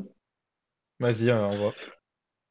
Euh, donc, il démarre sa carrière en 99 à Louhans Cuiseaux. Ouf. Une année à Louhans Cuiseaux, il est ensuite transféré en 2000 pendant 2 ans à Guingamp. Louhans Cuiseaux, Guingamp. En 2002, il est transféré au Mans jusqu'en 2004. En 2004, il signe au Paris Saint-Germain. Au Paris Saint-Germain, il va y appartenir jusqu'en 2009, mais il est prêté en 2007 et 2008 à Séville, puis à Sochaux. Donc, il signe à Paris en 2004, il appartient au club jusqu'en 2009, et il passe par Séville et Sochaux en prêt en 2007, puis en 2008. Il est ensuite transféré à Newcastle en 2009, où il y reste un an, avant J'ai de dit Sanson, partir. mais c'est pas assez jeune. Enfin, il est trop jeune, Sanson, je pense. C'est pas Sanson. Newcastle, il reste un an jusqu'en 2010. Ensuite, il est transféré à Larissa. C'est Maximilien Puis, dans le chat, mais c'est trop jeune aussi. non, il finit sa carrière à Nantes de 2011 à 2014. Man, Non, T'as dit qui, Franck? bon, il a dit Sylvain Armand. il a pas joué. Non. Où est-ce qu'on le voit vraiment? Le transfert Le Mans-Paris, bon, c'était il y a longtemps, moi j'avais 10 piges, mais il a fait un peu parler. Donc à Paris, tu le vois, c'est sûr. Tu le vois ensuite à Newcastle et à Nantes. Il est pas cadeau. T'as dit qu'il a joué à Sochaux? Ah non, non. Il a été Il n'a prêté pas à joué Sochaux. Il a été prêté à Sochaux en 2007-2008. Il a fait 23 matchs à Sochaux. À Paris, il fait 132 matchs, quand même. En 3 ans, parce qu'après, il est prêté. Donc, il était titulaire pendant la Ça s'appelle, sale c'est pas époque. lui qui met le but à la fin, là, pour vous éviter la Ligue 2, là?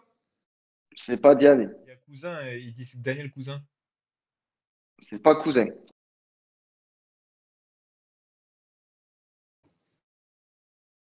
Il y a que des enculés quand je joue à Paris, je les connais pas, moi.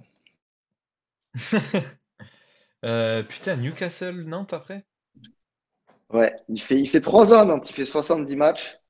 Ouais, Newcastle, il il est, fait hein. 20 matchs. De quelle année à quelle année? Nantes? Newcastle, Nantes, 2011-2014.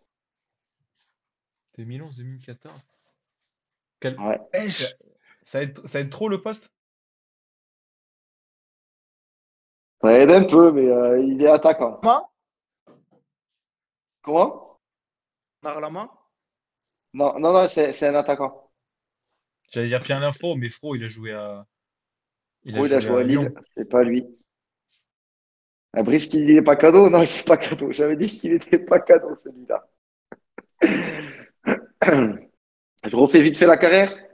Louan Cuiseau, Guingamp, Le Mans, Paris, Depré à Séville et Sochaux, Newcastle, Larissa et Nantes. C'est un attaquant. En 2014, c'est pas là où il y C'est avait, pas Oaro. Serge Oaro a joué au Havre avant de venir au pas PSG. là où il y avait les bouts C'est de bouse et tout là?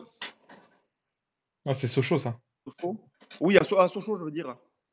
Non, c'était après peut-être bout de bouse à Sochaux. 2008 en plus Sochaux, c'est pas. Attends. Ah, 2007 Brice, Sochaux, il c'est dit, 2008.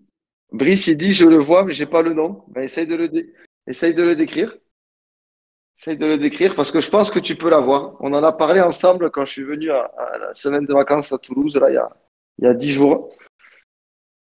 Le Pancrate Fabrice, exactement. C'est Fabrice Pancrate. Je l'aurais jamais eu. Ouais, Métis Chauve, exactement. Bon, Brice, tu as vraiment gagné le droit d'être invité spécial dans une émission. C'est toi qui as trouvé les deux ce soir. Bien joué parce que les deux étaient loin d'être cadeaux, en vrai. Non. Tu pourras venir Mais dire des trouve conneries pas avec mal. nous. Ouais. Donc, si tu as un lundi où tu Se as 1 heure et demie tromper. à perdre, t'es le Il a bienvenu. dit qu'il acceptait dans le chat l'invitation du 22. Magnifique. Ah, mais parfait. Alors là, on a pété tous les records en termes de durée, par contre. Désolé, ça a été un peu long sur Ouais. le supporterisme, ça a été intéressant et long, mais On s'en fout, de toute façon, on n'est pas pressé. peut-être rester jusqu'au bout, hein. 9 personnes Ouais, là sur le merci chat. en tout cas. Beaucoup. Ouais, ouais, ouais, grave, merci. 9 personnes, c'est On va la grave rediff cool. sur YouTube comme d'habitude. Ouais, exactement. Ouais. Merci à tous en tout cas d'être restés jusqu'au bout. Et on se dit à la semaine prochaine, comme d'habitude. Semaine prochaine, avec les résultats de la Ligue des Champions. Exactement, parce que là, on a une grosse semaine. Et de Ligue Europa aussi, n'oublie pas. Évidemment, évidemment. Et vas-y, Franck, Surtout, on t'écoute. lisez les footix. Maré le meilleur joueur de l'histoire du PSG.